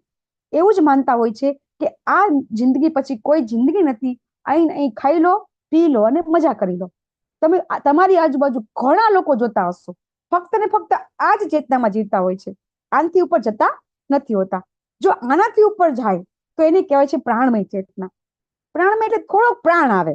ઓલું ખાવું, પીવું, ઊંઘવું તો બધા કરતા હોય, બરાબર. આમાં થોડીક પ્રાણમય ચેતના કેવી? ના ના, આપણે ખાઈ પીએ તો ખરા, બરાબર, પણ આપણે પણ આપણા કુટુંબીજનોને પણ આપણે આ રીતે આપણે જેવી મજા કરીએ છીએ એવી એમને પણ કરાવીએ. એને રજોગુણી ચેતના કહેવાય, બરાબર. અન્નમય ચેતનામાં કેવી? તમોગુણી, પોતાના વિશે જ કરતા હોય, બસ પોતે જ ખાઈ પીને મસ્ત રહેતા હોય, દારૂ બરપી, રાતે 2 વાગે આવું, બપોરે 12 વાગે સુવું, આ બધી ક્રિયા, બરાબર, અન્નમય ચેતનામાં. પ્રાણમયમાં રજોગુણી આવે. એટલે કેવું થાય? રજોગુણી એટલે 100%, બસ અત્યારે જે લોકો તમોગુણીમાં નથી એ બધા રજોગુણીમાં તમે જોવા મળશે. કારણ કે એ લોકોને એવું હોય ખરું, હા, મારું પદવી સારી હોવી જોઈએ, અથવા તો મારા ઘરના વ્યક્તિઓ છે એ સરસ, એ લોકોને સારી સુખ સુવિધા મળવી જોઈએ, હોય ને, આપણને આવું બધું હોય ને, કે આપણે બી સારું ભોગવીએ, આપણા ઘરનાને બી સારું સારું આપણે કરી આપીએ, એટલે કે આપણે બી વધારે કમાઈએ, આપણા ઘરનાને બી કમાવાની આપણે એને ફેસિલિટી આપીએ. આવી ચેતના હોય છે, એટલે કે ફૂલ રજોગુણી એ ચેતનામાં લોકો હોય. પછી એનાથી ઉપર આવે ત્યારે મનોમય, જ્ઞાનમય. પછી જો આપણની પાસે બધી સુખ સુવિધા આવી જાય ને, ભૌતિક સુખ સુવિધા, અને પછી ક્યારેક આમ થોડુંક દુઃખ આવે ને, બધું તમારી પાસે સુખ બધું જ હોય, પણ જયારે થોડું દુઃખ આવે, અથવા તો કંઈક એવું કંઈક બહાર તમે કોકને દુઃખી થતા જુઓ, અથવા તો આજુબાજુ કોઈ મૃત્યુ પામતા જુઓ, ત્યારે ક્યારેક થોડુંક આમ જેને કહેવાય ને કે એમ થાય કે ના ના, આ બધા મરી જાય છે તો એક દિવસ આપણે પણ મરવું પડશે. આવું કંઈક એકદમ હૃદયમાં ઘણી વખત કહેવાય ને કે ઘણા પેલા ક્યાં જાય, પેલા મરી જાય એટલે ક્યાં? સ્મશાનમાં. હા, સ્મશાનમાં લઈ જાય ને એટલે થોડોક સ્મશાન વૈરાગ્ય આવે, બરાબર.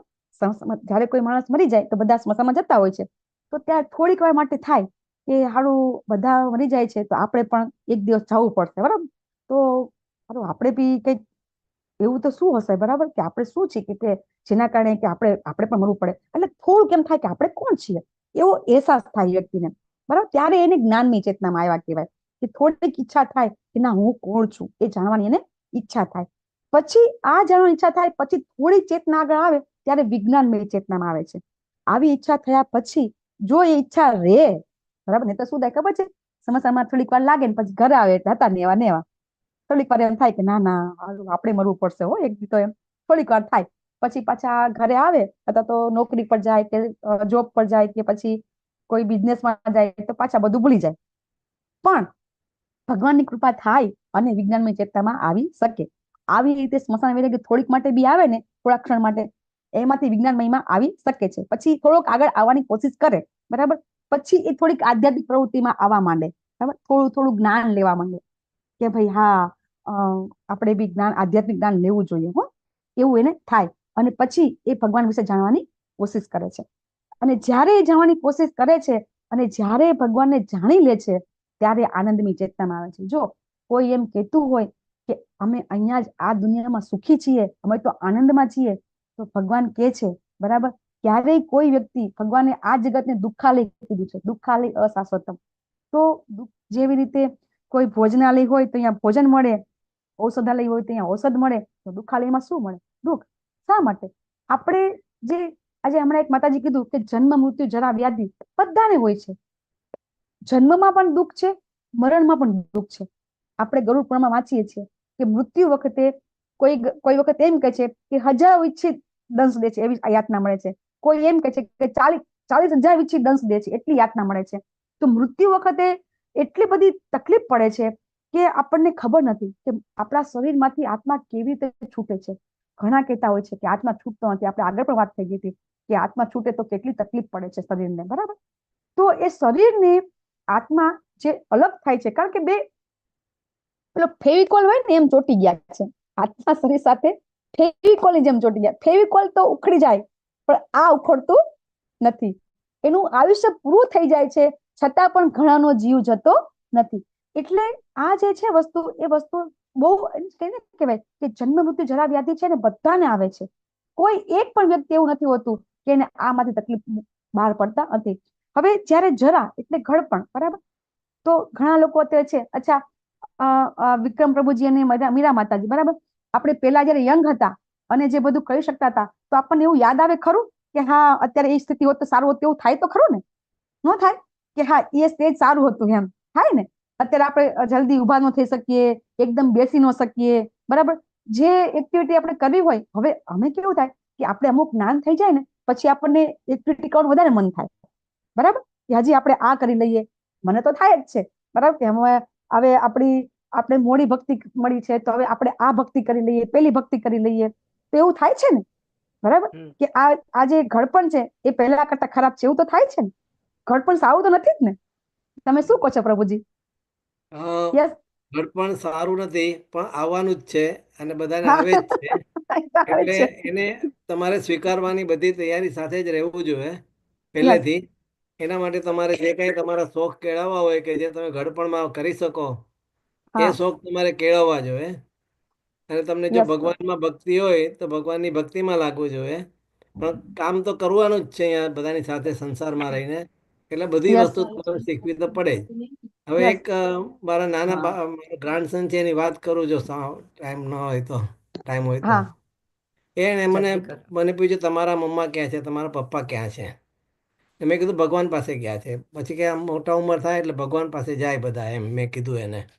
તો મને કે આપણે છે ને મમ્મીને કેટલા વર્ષ થયા, એટલે એની મમ્મીનો વિચાર કરવા માંડ્યો કે એ ભગવાન પાસે જશે તો હું શું કરીશ એમ. એટલે પછી મને કે આપણે જેને 40 years થાય ને એટલે પાછા ઊંધા જવાનું, 39, 38 ને પાછું 1 સુધી જવાનું, પછી 40 સુધી આવવાનું, પછી પાછા ઊંધા જવાનું. એટલે મોટા થવાનું જ નહીં, એટલે આપણે મરીએ નહીં એમ. યસ, હા. એટલે આપણે આમાં શીખીએ છીએ, બરાબર, કે જ્યારે વ્યક્તિ આનંદમય ચેતનામાં આવે છે ને, બરાબર, ત્યારે જ એ વ્યક્તિને સંપૂર્ણ આનંદ મળે છે. અને આપણે ભગવાન આગળ પણ સમજાવી દીધું, બરાબર, શાંતિ સૂત્ર આપણને ભગવાન સમજાવ્યું 5.29 ની અંદર કે કઈ રીતે ભગવાન કહે છે કે જ્યારે આપણે ભગવાનને સર્વશ્રેષ્ઠ માનીએ છીએ ત્યારે જ આપણે આનંદમાં રહી શકીએ છીએ. યસ, જય શ્રી બાપા માતાજી. ભૌતિક સુખ માટે બધી સુખ સગવડો માટે બધું આપણે વધારે કમાય, વધારે એવું બધું કરીએ છીએ, બરોબર. તો આ આત્મા માટે પણ એની તૈયારી કરવી પડે ને? યસ, આજે આવશે, આજે હરિબોલ માતાજી, આજે આવશે ટોપિક આવે. તો હવે ભગવાન, હરે કૃષ્ણ, થેન્ક યુ માતાજી. તો હવે ભગવાન આપણને જ્ઞાનનું આપણને આગલી સ્લાઇડમાં જોઈએ, બરાબર, કે જ્ઞાન કોને કહેવાય. તો હવે ભગવાન છે ને એ જે કોઈ જ્ઞાન હોય, જ્ઞાની હોય, તો એ કોને કહેવાય જ્ઞાન, બરાબર, એ પણ આપણને ભગવાન અહીંયા સમજાવશે. તો સૌથી પહેલા ભગવાન શું કહે છે?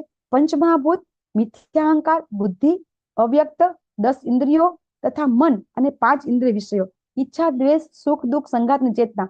તો આપણે છે ને આપણી જે ટોટલ આપણે જોઈએ છીએ, બરાબર, તો 24 આપણે 5 જ્ઞાનેન્દ્રિયો, 5 કર્મેન્દ્રિયો, પંચ મહાભૂત, બરાબર, 5 ઇન્દ્રિયના વિષયો, મન, બુદ્ધિ, અહંકાર અને આપણે પ્રધાન અવસ્થા, કે જે કહેવાય છે કે જ્યારે આપણો જયારે જન્મ નથી થયો હોતો અથવા તો જયારે શરીર બન્યું નથી હોતું એ પહેલા ભૌતિક પ્રકૃતિની શરૂઆતની અંદર જ જે 3 ગુણો છે ને એ 3 ગુણો બેલેન્સ અવસ્થામાં હોય છે.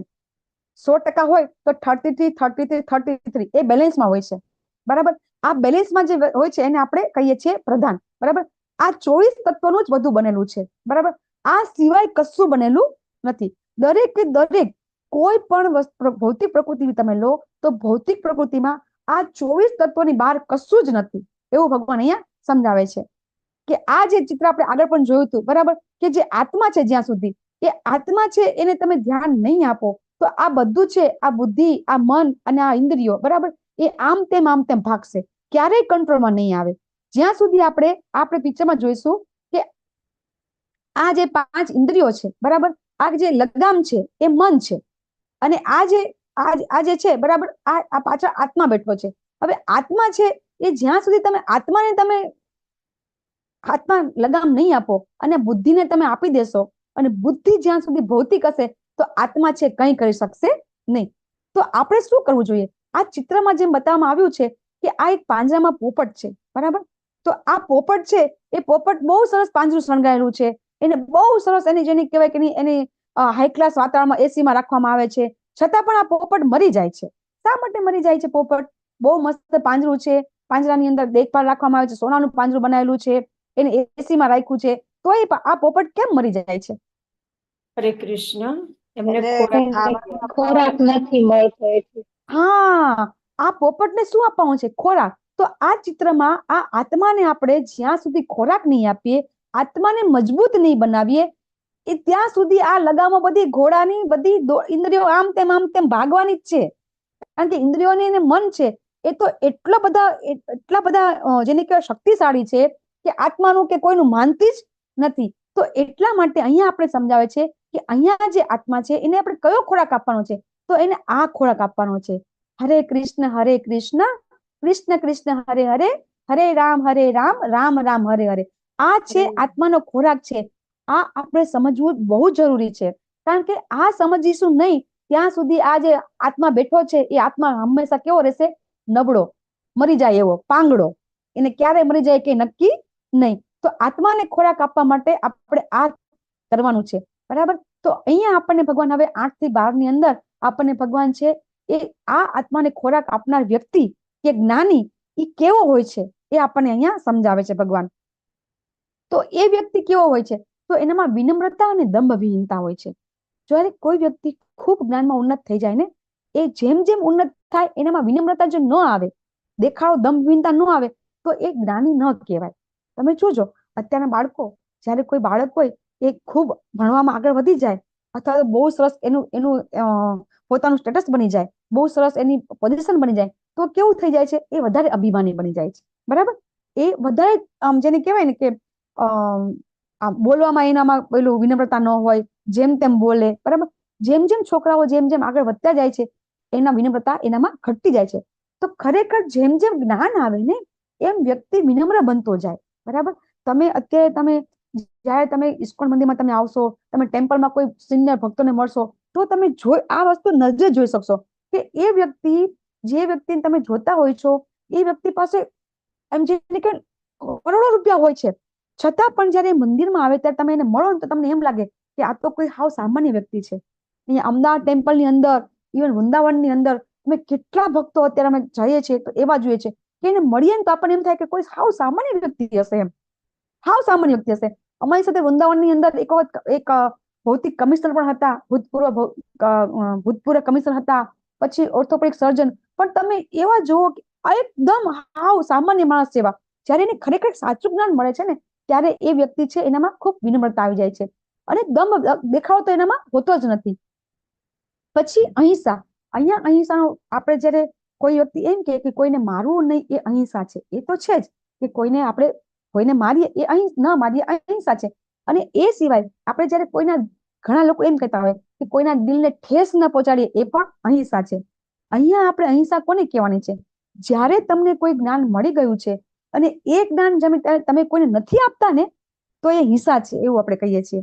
તમને જે જ્ઞાન પ્રાપ્ત થઈ ગયું છે એ જ્ઞાન તમે જ્યારે કોઈને નથી આપતા તો પણ એ તમારી હિંસા થઈ ગઈ, કારણ કે તમે સમજી ગયા અને બીજાને સમજાવતા નથી તો એ હિંસા કહેવાય છે.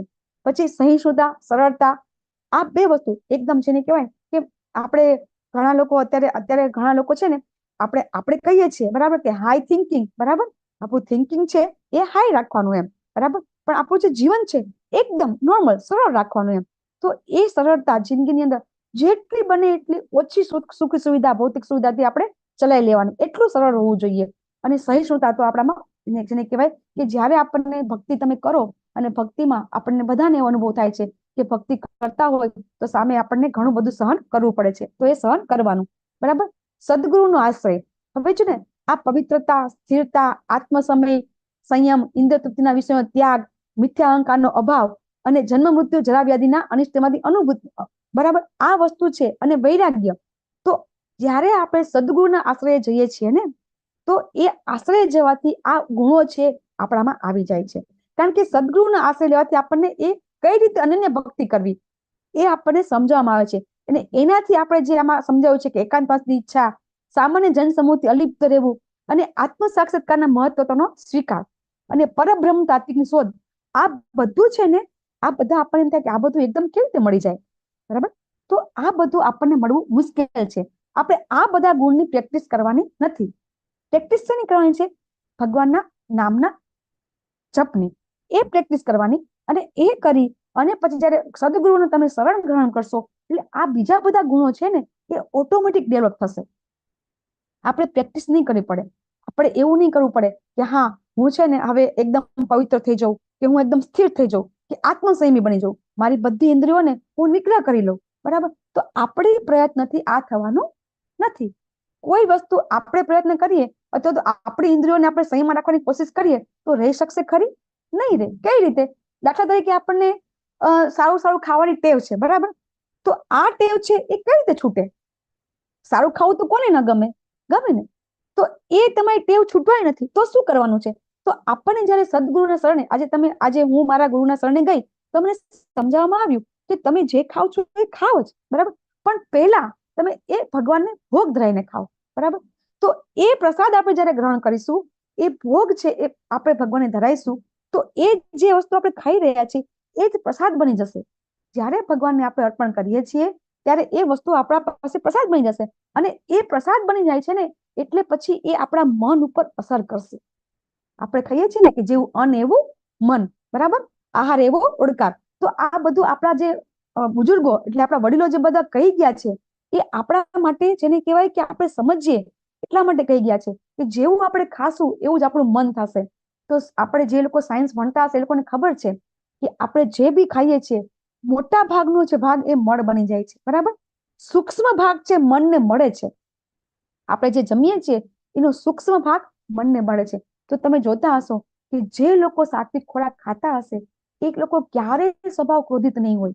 અથવા આપણે ગઈકાલે કેટલી લાંબી ચર્ચા થઈ, કેટલા બધા લોકોએ કીધું કે જ્યારે એ લોકોએ સાત્વિક ખોરાક ખાવાનું ચાલુ કર્યું, ડુંગળી લસણ ખાવાનું બંધ કર્યું, ચાનો ત્યાગ કર્યો, તો એમના લાઈફમાં કેટલું પરિવર્તન આવ્યું, બરાબર.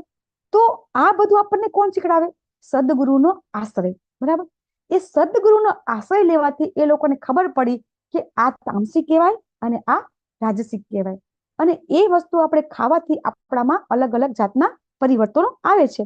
જે લોકો ખૂબ ક્રોધિત હશે તો તમે એની ઉપર સર્ચ કરજો. તમે આસપાસ લોકો તમે જોજો કે એ કોઈ વ્યક્તિ છે ખૂબ ક્રોધી છે, બરાબર. મારી સાથે જે જોબ કરે છે એમાં એક ભાઈ મને ખબર જ છે કે ખૂબ ઉગ્ર સ્વભાવ છે. તો મને એના જીવનશૈલી વિશે ખબર છે કે એ શું ખાય છે અને શું પીવે છે, બરાબર. તો એનો સ્વભાવ ખૂબ ઉગ્ર એટલે તમે પટાવાને આમ ફટફટ આમ આટલું કામ ન થાય તો આમ ધમકાવી નાખે. બધા લોકો એનાથી ભાગે, આઘા ભાગે કે આ વ્યક્તિ છે ને હમણાં આમ નહીં થાય ને તો હમણાં ગરમ થશે એમ. તો આપણે જોઈ રહ્યા છીએ કે જ્યારે એ લોકો જે ખોરાક લઈ રહ્યા છે, બરાબર, તો એમનો તરત એમના રહેણી કેણી ઉપર, વ્યવહાર ઉપર પ્રભાવ પડે છે. તો આ જે બધું છે, બરાબર, કોઈ એમ કે આમાં લખ્યું છે કે બાળકો, પત્ની, ઘર અને અન્ય વસ્તુમાંથી, મમતામાંથી મુક્તિ, બરાબર. તો શું આપણે ઘર બાર ત્યજી દેવાનું છે? ના, એવું કરવાનું નથી. આનો અર્થ એવો બિલકુલ કાઢવાનો નથી. આપણને ભગવાન ભગવદ ગીતામાં સમજાવે છે કે તમે જે કરો છો એ બધું જ કરો, એ બધું તમે તમારી રીતે જે રીતે કરતા હોય એ રીતે કરો. દાખલા તરીકે ફોર્ડ કંપની માલિક છે અમરીશ પ્રભુજી, બરાબર, તો એ જયારે પ્રભુપાદ પાસે ગયા હતા તો કે મને હવે સંન્યાસ દીક્ષા લઈ લેવી છે, બ્રહ્મચારી દીક્ષા લઈ લેવી છે, તો પ્રભુપાદ ના પાડે છે તમારી પાસે જે બી ધન સંપત્તિ છે એ ભગવાનની જરૂર છે, તો તમે એ ધન સંપત્તિ છે એ તમે ભગવાનની સેવામાં લગાડો. એ ધન સંપત્તિનો ત્યાગ કરવાની કઈ જરૂર નથી. અચ્છા, ત્યાગ કોને કહેવાય? કે જે ત્યાગ આપણે એમ કહીએ છીએ કે આપણું છે, બરાબર, તો આપણું તો કઈ છે નહીં અને એને આપણે ત્યાગ કેવી રીતે કરવાનો છે? તો એવી રીતે આપણે ત્યાગ કરવાનો નથી. આ જે તમને બાળકો આપ્યા છે ભગવાને, તમારી પત્ની છે, પતિ છે, કુટુંબ છે, એ બધું ભગવાને તમને સંબંધો બનાવીને આપ્યા છે. તો એમાંથી તમારે મુક્તિ, ચલો પેલો પ્રભુજી કહે છે ને કે છોડો ઘર બાર, ચલો હરિદ્વાર, એવું તો કરવાનું જ નથી, બરાબર. એ તો બહુ ઈઝી છે. સંસારમાં રહી અને આપણે ભક્તિ કરવી અને તમે વૈરાગ્ય લઈને ભક્તિ કરવી, તો એ તો ઈઝી છે, બરાબર. કઈ કામધામ કરવાનું નહીં અને ભાગો હરિદ્વારમાં, બરાબર, તો એ તો ઈઝી છે ને. આ સંસારમાં રહી આ જ કર્મ કરતા કરતા ભગવાનની ભક્તિ કરો, એ સાચું છે અને એ તો અઘરું છે. તો આપણને ભગવાન એ જ સમજાવે છે. અર્જુનજીને પણ ભગવાન એમ કે છે, બરાબર, મામ અનુસ્મરચા યુદ્ધ કર. તો ભગવાન એમ કે છે કે મારું સ્મરણ પણ કર અને યુદ્ધ કર. તો આમાં આપણે એવું સમજવાનું છે કે આપણે યુદ્ધ કરવાનું છે, એટલે કે આપણે આપણું કર્મ કરવાનું છે. એ કર્મ કરતા કરતા આપણે ભગવાનને યાદ કરવાના છે અને ભગવાન માટે કર્મ કરવાનું છે. ભક્તિમય સેવા, પ્યોર ડિવોશનલ સર્વિસ. ભગવાનની સર્વિસ આપણે એવી રીતે કરવાની છે કે જ્યારે આપણે આપણા માટે કામ કરવાનું બંધ કરી દેશું અને આપણે એ કામ આપણે એમ કરીએ છીએ કે ના, આ બધું હવે હું ભગવાન માટે કરું છું, ત્યારે એ વૈરાગ્ય થઈ ગયો. એને જ સાચો વૈરાગ્ય. કે આપણે આજ નરસિંહ મહેતા શું કર્યું હતું, આ જ ધરતી ઉપર એ આને જ વૈકુંઠ બનાવી નાખ્યું હતું એમણે, બરાબર. એમને ક્યારે એવું હતું માન્યું કે આ ધરતી છે, વૈકુંઠ નથી એમ. એમને અહીંયા જ ભગવાનની ભક્તિ કરી હતી અને ભગવાન એમને સ્પેશિયલ મળવા માટે આવતા હતા, બરાબર. એમની દરેક વખતે મદદ કરવા માટે ભગવાન આવેલા છે. તો ભગવાન અહીંયા સમજાવે છે કે આ બધું છે એ શું છે? જ્ઞાન છે, અને બાકી બધું છે એ બધું અજ્ઞાન છે. એટલા માટે આપણે અહીંયા જ્ઞાન શું કહેવાય, આ દરેક શ્લોકમાં જે એક એક શબ્દ આપ્યો છે, મિથ્યા અહંકારનો અભાવ, બરાબર. તો આ વસ્તુ તો ક્યારેય છૂટશે નહીં. જ્યારે આપણે 14મા અધ્યાયમાં આપણે આવશું તો એમાં સમજશું કે જે અહંકાર છે એ આપણું ઇનબિલ્ડ ક્વોલિટી છે. આપણો જન્મ નથી થયો ને, એ પહેલા અહંકાર અને 3 ગુણો એની ઉત્પત્તિ થઈ ગઈ છે. તો જન્મ પહેલા આપણો થઈ ગયું છે. જો જન્મ થાય એટલે આપણે લઈને આવીએ છીએ, એટલે કે આત્માની સાથે જ હોય છે. જ્યારે શરીર પ્રાપ્ત નથી થતું અને એકલો આત્મા હોય છે, તો એ એકલા આત્મા સાથે મન, બુદ્ધિ અને અહંકાર સાથે જ હોય છે. જ્યારે આપણે આ શરીર છૂટે છે તો એ આત્માની હારે તો એ હોય જ છે. શરીર બન્યું હોય કે ન બન્યું હોય, આ શરીર ગમે તે બનશે. આપણું શરીર કોઈ પક્ષીનું બનશે, કોઈ શરીર આપણું કોઈ પ્રાણીનું બનશે કે મનુષ્ય બનશે, પણ એની હારે આત્મા તો હશે અને આત્માની સાથે જ અહંકાર અને બુદ્ધિ સાથે જ હોય છે. તો એ ક્યારે છૂટશે નહીં. એટલે કોઈ એમ કે ને કે ના, મને તો કોઈ અભિમાન નથી, હું તો બિલકુલ અભિમાન ના. પણ કોઈ બી સામાન્ય વ્યક્તિ, ગમે એટલી નાની વ્યક્તિ હોય કે ગમે એટલી મોટી પદવી વાળી હોય, એને અહંકાર કેદી જતો નથી. તો શું કરવું, બરાબર? અહંકાર તો જતો નથી, પણ જે મિથ્યા અહંકાર કહેવાય એને, એ મિથ્યા અહંકારને આપણે ટ્રુ અહંકાર, એને આપણે જ્યારે સાચા અહંકારમાં કન્વર્ટ કરી નાખીએ તો અહંકાર તો રહેશે જ, બરાબર. તો કેવી રીતે? તો અત્યારે આપણને એમ છે કે હું આમ છું, તેમ છું, હું આ કરું છું, હું તે કરું છું, હું કરું તો આમ થાય, હું ન હોય તો આમ ન થાય, મારા વગર તો ચાલે નહીં. આ ભાવના જ્યારે આપણે જતી રહે અને એના બદલે આપણને એમ થાય કે હું કોણ છું, તો કે હું ભગવાનનો દાસ છું, આનું અભિમાન થાય ને, તો એ સાચું અભિમાન કહેવાય. એટલે આ વસ્તુ આપણને ગુરુ, જ્યારે આપણે સદગુરુના આશ્રય જઈએ છીએ ને, તો આ બધા જે ગુણો છે એ આપણામાં ઓટોમેટિક ડેવલપ થઈ જાય છે. હવે ભગવાન એમ કહે છે કે હવે હું જ્ઞેય વિશે કહીશ. તે જાણીને તું બ્રહ્મનું નિત્ય આસ્વાદન કરી શકીશ. આ બ્રહ્મ અથવા આત્મા અનાદિ છે. હવે અહીંયા બ્રહ્મ એટલે કે બ્રહ્મને આત્મા કીધો છે, બરાબર. તો એ અનાદિ છે, આત્મા છે એ અનાદિ છે. એ આપણે કઈ રીતે કહી શકીએ કે આત્મા છે એનો કોઈ અંત નથી? તમને કોઈ દિવસ આત્માનો કોઈ આપણને તારીખ ખબર છે કે આત્માનો જન્મ આ તારીખે થયો છે? કારણ કે આત્મા છે, બરાબર, એ આ ભૌતિક જગતના કાર્યકારણથી પર છે. આપણે આગળ શીખી ગયા, બરાબર. જે જીવ છે, જે આત્મા છે, એ ભગવાનની એક તટસ્થ શક્તિ છે. એ જ્યારે પણ આ જે આખી પ્રકૃતિનો નાશ થઈ જાય છે, બરાબર, ત્યારે આત્માનો ક્યારેય નાશ થતો નથી. આત્માનો આપણે આગળ પણ બીજા અધ્યાયમાં શીખ્યા, બરાબર, કે આત્મા છે એ ક્યારેય નૈનમ છિંદંતી શસ્ત્રાણી, બરાબર. ભગવાન કહે છે એ આ જે આત્મા છે એને કોઈ શસ્ત્ર ભેદી શકતો નથી, પવન સૂકી શકતો નથી, બરાબર. તો એ આત્મા છે એ અનાદિ છે. આપણે તો કહીએ છીએ ને કે આત્મા અમર છે, એવું ભગવાન અહીંયા સમજાવે છે કે એટલે કે તું એવું જાણીશ ને કે હું તને એવું જ્ઞાન આપીશ કે જેથી તને આ છે જ્ઞાન છે એનું તો આત્મા છે, આત્મા વિશેનું તો જ્ઞાન છે, કાયમ માટે તને પરમેનન્ટ રહેશે. તો ભગવાન હવે સમજાવે છે કે પરમાત્મા છે ને એ સર્વ ઇન્દ્રિયોના આદિ સ્વરૂપ છે અને ઇન્દ્રિય રહિત છે.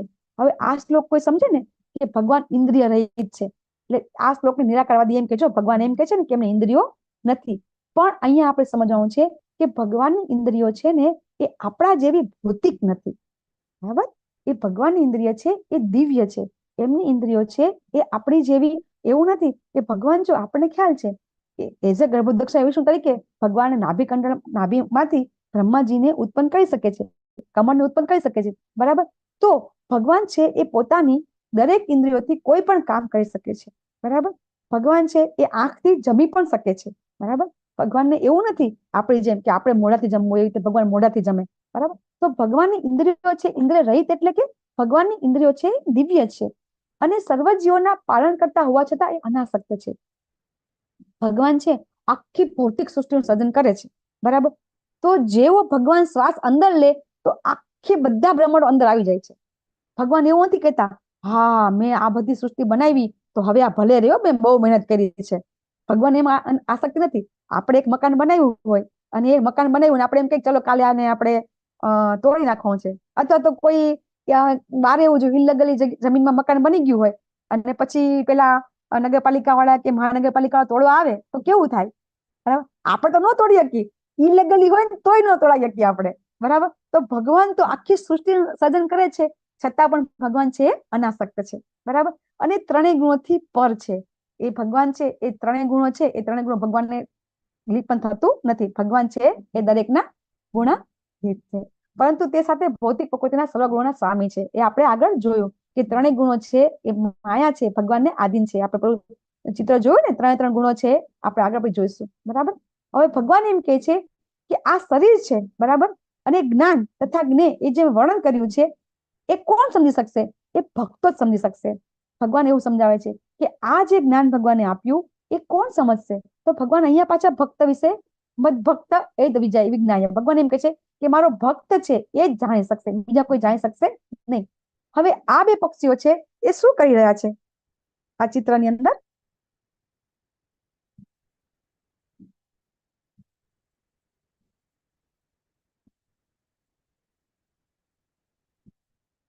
આ બે પક્ષી છે એ પક્ષી શું કરી રહ્યા છે? કોઈ સમજણ પડે છે કોઈને?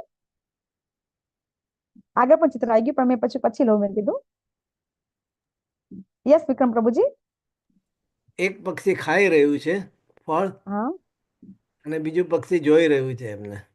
યસ, હરી બોલ. થેન્ક યુ પ્રભુજી. બે પક્ષી છે. હા માતાજી, એ સાક્ષી રૂપે ખાઈ રહ્યું છે એ મનુષ્ય છે અને જે જોઈ રહ્યા છે ભગવાન છે. યસ યસ યસ, જય શ્રી બાબા માતાજી, બોલો. હા, સાક્ષી રૂપે ભગવાન જોઈ રહ્યા છે પરમાત્માની. હા, આપણને એમ લાગે છે કે આ બે પક્ષી છે, બરાબર. ખરેખર આ એક પક્ષી છે, બરાબર.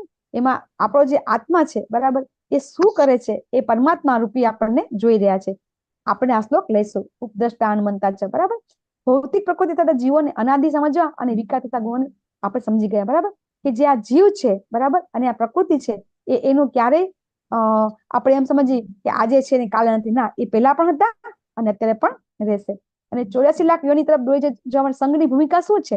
આપણે જયારે એમ કહીએ છીએ કે આપણો જે જન્મ છે અને મરણ છે એ વારંવાર થયા કરે છે અલગ અલગ યોનિમાં, બરાબર. તો શા માટે થાય છે? ત્રણ ગુણોના કારણે થાય છે ને. કે આપણે જયારે જન્મ લઈએ છીએ, આત્મા છે એ એની પાસે થોડોક સ્વતંત્રતા છે, બરાબર. એ સ્વતંત્રતાનો આપણે ભગવાનના અંશ છીએ ને. આપણે એમ કહીએ છીએ ને કે આપણે બધા, ઘણા નિરાકારવાદી પણ કહેતા હોય છે ને કે આપણે ભગવાનના અંશ છીએ. તો છીએ, પણ કેવી રીતે આપણે? કે ભગવાન છે એ આખા દરિયા સમાન છે. એ દરિયાની અંદર એક ટીપું હોય, તો ટીપુના એક દરિયાનું ટીપું છે, એ ટીપું છે એ ટીપાની અંદર દરિયાના જે ગુણ છે એવા જ ગુણ હોઈ શકે. સમુદ્રના ટીપાની અંદર સમુદ્રમાં જેટલી ખારાશ હોય એવી જ ખારાશ ટીપાની અંદર હોય, બરાબર? તો એ સેમ આપણે ભગવાનના અંશ છીએ, એ ગુણ છે ભગવાન જેવો છે, પણ કેટલો એની કમ્પેરિઝનમાં કેટલો કહેવાય? નહીવત. આખો સાગર હોય એ સાગરની પ્રમાણમાં ટીપું એકદમ નહીવત કહેવાય સાગરનું ટીપું, એના જેવા જ ગુણ છે, પણ એની જે ક્ષમતા છે, એની ક્વોલિટી ક્વોન્ટિટી છે એ એકદમ ઓછી છે, નહીવત કહેવાય એમ. જે કઈ જ નહીં, જેવું ટીપું બહાર નીકળે ને સૂરજનું કિરણ પડે તો સુકાઈ જાય. સમુદ્ર સુકાય ખરો? ના સુકાય, બરાબર? તો સેમ આપણે ભગવાનના અંશ ખરા, ભગવાન જેવા ખરા, પણ આપણા જે ગુણો છે એ ભગવાનની કમ્પેરિઝનમાં તો નહીવત છે. છતાં પણ આપણને એમ છે કે આપણે પણ ભગવાન જેવા જ છીએ. નો ડાઉટ ભગવાન જેવા જ ગુણો છે એટલે આપણે ભગવાન જેવું કરી શકીએ છીએ, પણ એની જે આપણામાં જે લાયકાત છે એ આપણે એકદમ કાંઈ જ નથી આમ. એટલે અને છતાં પણ આપણે એ જે આપણને ભગવાને એ જે થોડીક સ્વતંત્રતા આપી છે એનો ઉપયોગ કરી અને આપણે આ પ્રકૃતિ ઉપર પ્રભુત્વ જમાવીએ છીએ અને બધું આપણે ભોગવી લેવા માંગીએ છીએ, બરાબર? અને એમ આપણે અલગ અલગ યોનિઓ આપણે નક્કી કરી રહ્યા છીએ. જેમ 3 ગુણો આપણી પર હાવી થાય, સત્વગુણ આપણે સારો હોય તો આપણે સ્વર્ગલોકમાં જઈએ, રજોગુણમાં હોય તો આપણે અહીંયા રહેશું. આપણે આગળ સમજીશું 17મા અધ્યાયમાં કે કઈ રીતે આપણે અલગ અલગ યોનિ પ્રાપ્ત કરી રહ્યા છીએ. તો આપણો જે સંઘ છે એની ભૂમિકા શું છે? આજે આપણે બધા જેને કહેવાય કે આપણે એવું કહીએ છીએ કે ભક્તોના સંઘમાં રહેશું તો આપણે સારી રીતે ભક્તિ કરી શકીશું. જો એક દિવસમાં આપણે ઘણા લોકો એમ કહેતા હોય છે કે એક દિવસ ક્લાસ નથી થતો તો ગમતું નથી. તો સંઘનું મહત્વ ખૂબ છે, આપણે સમજીએ છીએ, બરાબર? ભગવાન એમ કહે છે કે સર્વ ભૌતિક કારણો કાર્યોની હેતુ કહેવાય છે અને જીવ આ જગતમાંના વિવિધ સુખો તથા દુઃખો ભોગવાનું કારણ કહેવાય છે. મેં તમને તે સમજાવ્યું, બરાબર? આ ભૌતિક પ્રકૃતિના 3 ગુણો છે, એ 3 ગુણોના કારણે આપણે સુખ અને દુઃખ ભોગવી રહ્યા છીએ. અહીંયા એક ચિત્ર બતાવ્યું છે કે આ એક વ્યક્તિ છે, ઉપરથી મધ પડે છે અને એ ચાટવામાં એટલો વ્યસ્ત છે કે આ હાથથી ઝાડને ઉખેડે છે. આ દિવસ રાત ઉભી આ ઉંદર છે, એ ઉંદર આને કાપી રહ્યા છે.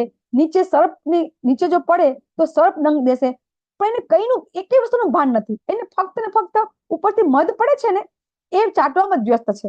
આ બાજુ ભગવાન હાથ લંબાવીને આવી રહ્યા છે કે તું મારી પાસે આવી જા, પણ એ વ્યક્તિ છે એટલે આ જીવ છે. આ જીવ શું કરે છે? એને એટલો બધો અત્યારે મધ ચાટામાં રસ છે કે એને એમ થાય છે કે મને આ ભૌતિક જગતની અંદર જ મને મજા છે. એ મજામાં એટલો વ્યસ્ત છે કે એક બાજુ આ જીવન છે, આ જેવી રીતે હાથી ઉખાડી રહ્યું છે, એમ કઈ ઘડીએ આપણું મૃત્યુ થશે આપણને ખબર નથી, બરાબર? કઈ ઘડીએ આપણને આ સર્પ દંશ દેશે આપણને ખબર નથી. પણ આપણે એવું છે કે આપણે તો મરવાનું નથી. આપણે અહીંયા જે કઈ જીવે છીએ, જે મજાક છે એ આપણે કરી લઈએ, એમાં એ વ્યસ્ત છે. આ આપણા જીવની દશા છે. ભગવાન અહીંયા સમજાવે છે પુરુષ પ્રકૃતિ સ્થો હિ તે પ્રકૃતિ જાન ગુણાન કારણમ ગુણ સંઘસ્ય સદસદ્યોની જન્મસુ. આ જીવ છે ને આ 3 ગુણોને ભોગવતો પ્રકૃતિમય જીવન ગુજારે છે. આ જ કરે છે હંમેશા. આ 3 ગુણોને ભોગવતો એ પોતાના ગુણો પ્રમાણે, સારા ગુણો પ્રમાણે નીચે ઉપર અલગ અલગ યોનિમાં એ 84 લાખ યોનિમાં ફરતો રહે છે. આ એની ભૌતિક પ્રકૃતિના સંગને કારણે થાય છે. તમે સમજાવે ને કે 3 ગુણોના કારણે એ જે ગુણમાં હોય એ પ્રમાણે એની ગતિ થતી હોય છે, એ પ્રમાણે એને જન્મ મળતો હોય છે અને વિભિન્ન યોનિઓમાં ઇષ્ટ અનિષ્ટ પ્રાપ્ત કરે છે. એટલે કે અલગ અલગ યોનિ હોય. જો કોઈ બી યોનિ હોય તો દરેક યોનિ મનુષ્ય યોનિ હોય કે પશુ યોનિ હોય, આપણે જોતા હોઈએ છીએ. કોઈ પશુ હોય, બરાબર, કોઈ કૂતરો હોય છે તો એક કૂતરો હોય છે એ કંઈક બહુ જ પૈસાવાળા ના ઘરમાં રહેતો હોય છે અને કોઈ કૂતરાને રસ્તામાં ખાવા પણ મળતું નથી, બરાબર? તો વિભિન્ન યોનિઓ તો મળે છે, પણ એ યોનિઓની અંદર પણ સુખ દુઃખ મળે છે એને, બરાબર? મનુષ્ય યોનિ મળે છે તો આપણે જોઈએ છે કે મનુષ્યમાં કોઈ સુખી હોય, કોઈ દુઃખી હોય. તો પશુમાં પણ એવું હોય છે, પક્ષીમાં પણ એવું હોય છે. દરેક જીવ આપણે હોઈએ છીએ કે દરેક જીવ છે એને આ 3 ગુણો સતાવતા હોઈએ છે. એ 3 ગુણ છે એ દરેક યોનિઓને લાગુ પડતું હોય છે. એટલે દરેક યોનિઓમાં એ અલગ અલગ જાતના પોતે સુખ અને દુઃખ પોતે ભોગવે છે. આ કોના કારણે થાય છે? તો ભગવાન એમ કે છે આ 3 ગુણોના કારણે થાય છે. અને આના વિશે આપણે પરમ દિવસે ડિટેલમાં સમજીશું આપણે કે કઈ રીતે આ થાય છે, બરાબર? હવે પરમાત્મા ક્યાં રહે છે અને તે શું કરે છે? તો અહીંયા આપણે સમજાવે છે ઉપદ્રષ્ટા અનુમંતા ચ ભર્તા ભોગતા મહેશ્વરઃ પરમાત્મેતિ ચાપ્યુક્તો દેહેસ્મિન પુરુષः પરઃ. ભગવાન કોણ છે? તો ભગવાન છે એ અન્ય દિવ્ય ભોગતા છે. પેલું પક્ષી જોયું ને આપણે, તો એ શું કરે છે? એ સાક્ષી તથા અનુમતિ આપણા તરીકે હાજર રહે છે. એ પરમાત્મા છે, આપણા શરીરમાં શું કામ બિરાજમાન છે? બરાબર. દાખલા તરીકે આપણો દેહ અહીંથી છૂટી ગયો, બરાબર, અને આપણે જતા રહીએ યમરાજા પાસે, અને આપણે યમરાજાને કહેશું, આપણે તો બધા હોશિયાર ને, આપણે તો ગુજરાતી પાછા, એ તો આપણે કે તમે એમ કહો છો કે મેં આ પાપ કર્યા, બતાવો મેં ક્યાં પાપ કર્યું છે, સાક્ષી બતાવો, કોને કીધું કે મેં આ પાપ કર્યું છે? મેં નથી કર્યું પાપ. એમ આપણે તો એમ કઈ ઉભા રહી જાય એવા છીએ. આપણે બધા તો સાક્ષી માંગીએ ને, પુરાવા માંગીએ. ભગવાન મને સાબિતી બતાવો કે મેં ક્યાં પાપ કર્યા છે, તમે મને આ પાપનું કર્મનું ફળ ભગવાન કહે છે.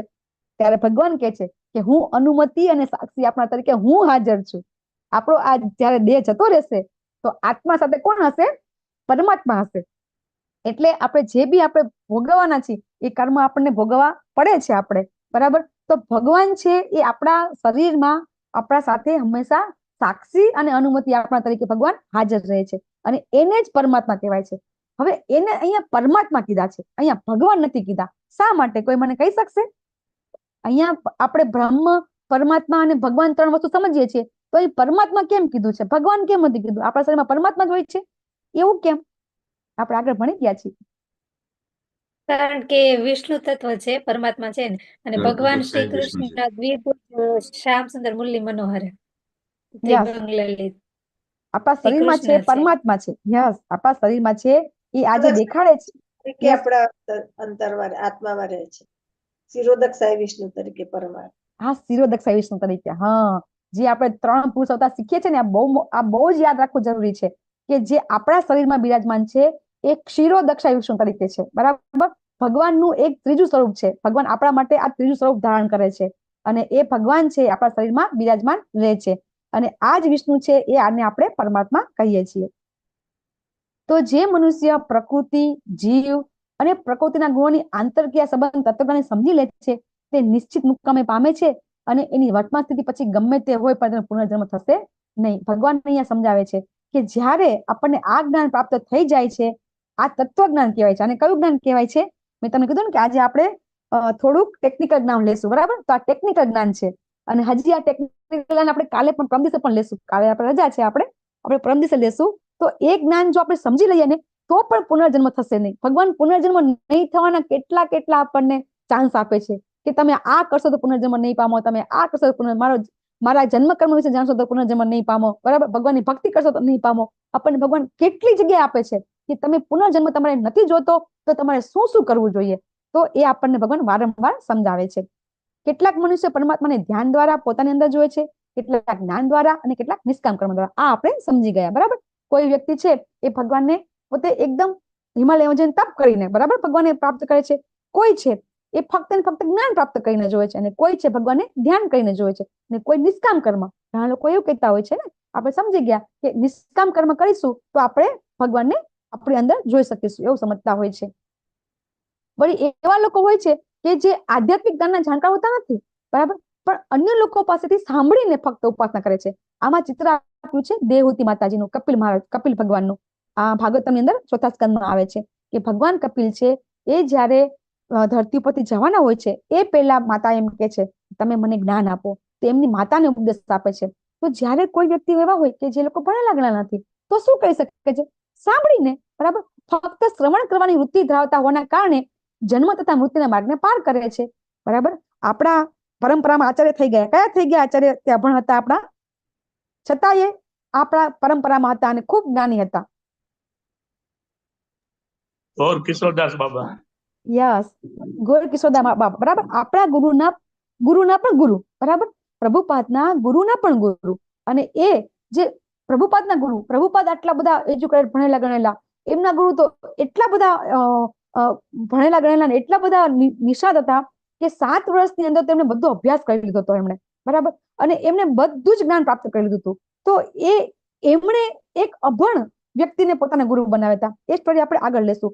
તો એ ખૂબ જ્ઞાની હતા. તો એમને જ્ઞાન ક્યાંથી લીધું હતું? તો એમણે એમના ગુરુ પાસેથી, ભક્તિ વિનોદ ઠાકોર પાસેથી એમણે સાંભળીને જ્ઞાન લીધું હતું, બરાબર. તો આવી રીતે આ લોકો સાંભળીને પણ જ્ઞાન પ્રાપ્ત કરી શકે છે. અને આ રીતે જ્યારે આ લોકો જાણે છે તો આ નશ્વર શરીરમાં રહેલા આત્મા કે ન પરમાત્મા ક્યારે નષ્ટ થાય છે? જ્યારે લોકો જાણી લે છે કે આપણા શરીરમાં આત્મા અને પરમાત્મા છે, એનો ક્યારેય નાશ થતો નથી. આપણો શરીર નાશ પામે છે, પણ ક્યારે આત્મા પરમાત્મા નાશ પામતા નથી. જ્યારે કોઈ આ સમજી લે છે તો એ વાસ્તવિક સત્યને જુએ છે. આપણે કહીએ છીએ ને તત્વતઃ, ભગવાનને તત્વતઃ જાણવા એ વસ્તુ બહુ અઘરી છે. ભગવાનને તત્વતઃ જાણી લે ને એટલે એ સત્યને જુએ છે. એ ક્યારે જુએ છે કે આ જ્ઞાન જ્યારે પ્રાપ્ત થાય છે ત્યારે એ ભગવાનને જોઈ શકે છે. જે મનુષ્ય એમ જોવે છે કે સર્વ પ્રવૃત્તિઓ દેહ દ્વારા થાય છે, બરાબર, ત્યારે આ દેહનું સર્જન છે એ ભૌતિક પ્રકૃતિ દ્વારા થયું છે. આત્મા કશું કરતો નથી. આ સત્ય છે, બરાબર. આપણે આગલા શ્લોકમાં જોયું કે સત્ય કોને કહેવાય?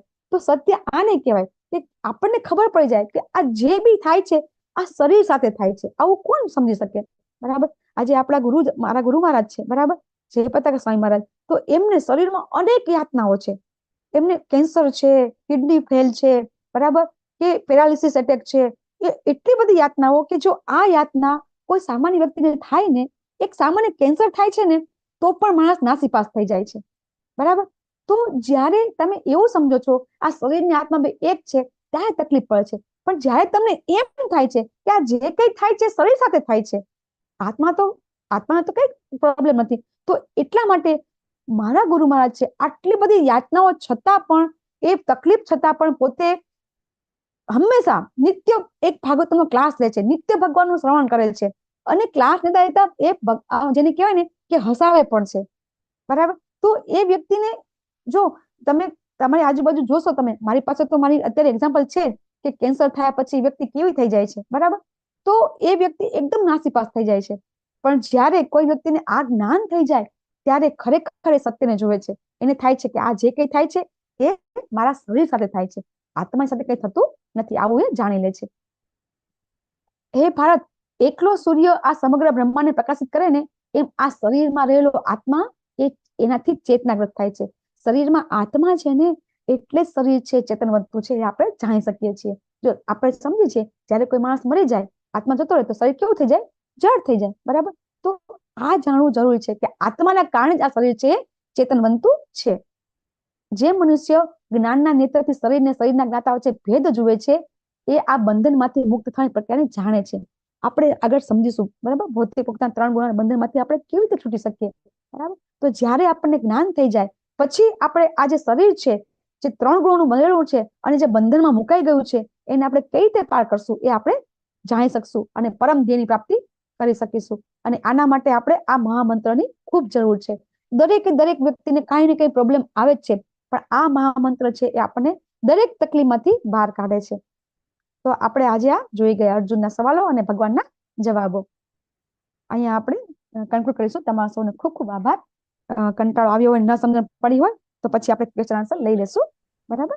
વાંછા કલ્પતરુભ્યશ્ચ કૃપા સિંધુભ્યેવ ચ પતિતાનાં પાવનેભ્યો વૈષ્ણવેભ્યો નમો નમઃ. અનંત કોટિ વૈષ્ણવ કી જય. શીલા પ્રભુપાદ કી જય. શ્રીમદ ભગવદ ગીતા, શ્રીમદ ભાગવતમ, રામાયણ ચૈતન્ય ચૈતામૃત કી જય. હરે કૃષ્ણ કૃષ્ણ કૃષ્ણ હરે હરે, હરે રામ રામ રામ હરે હરે. હરે કૃષ્ણ. હરે કૃષ્ણ માતા. હરે કૃષ્ણ.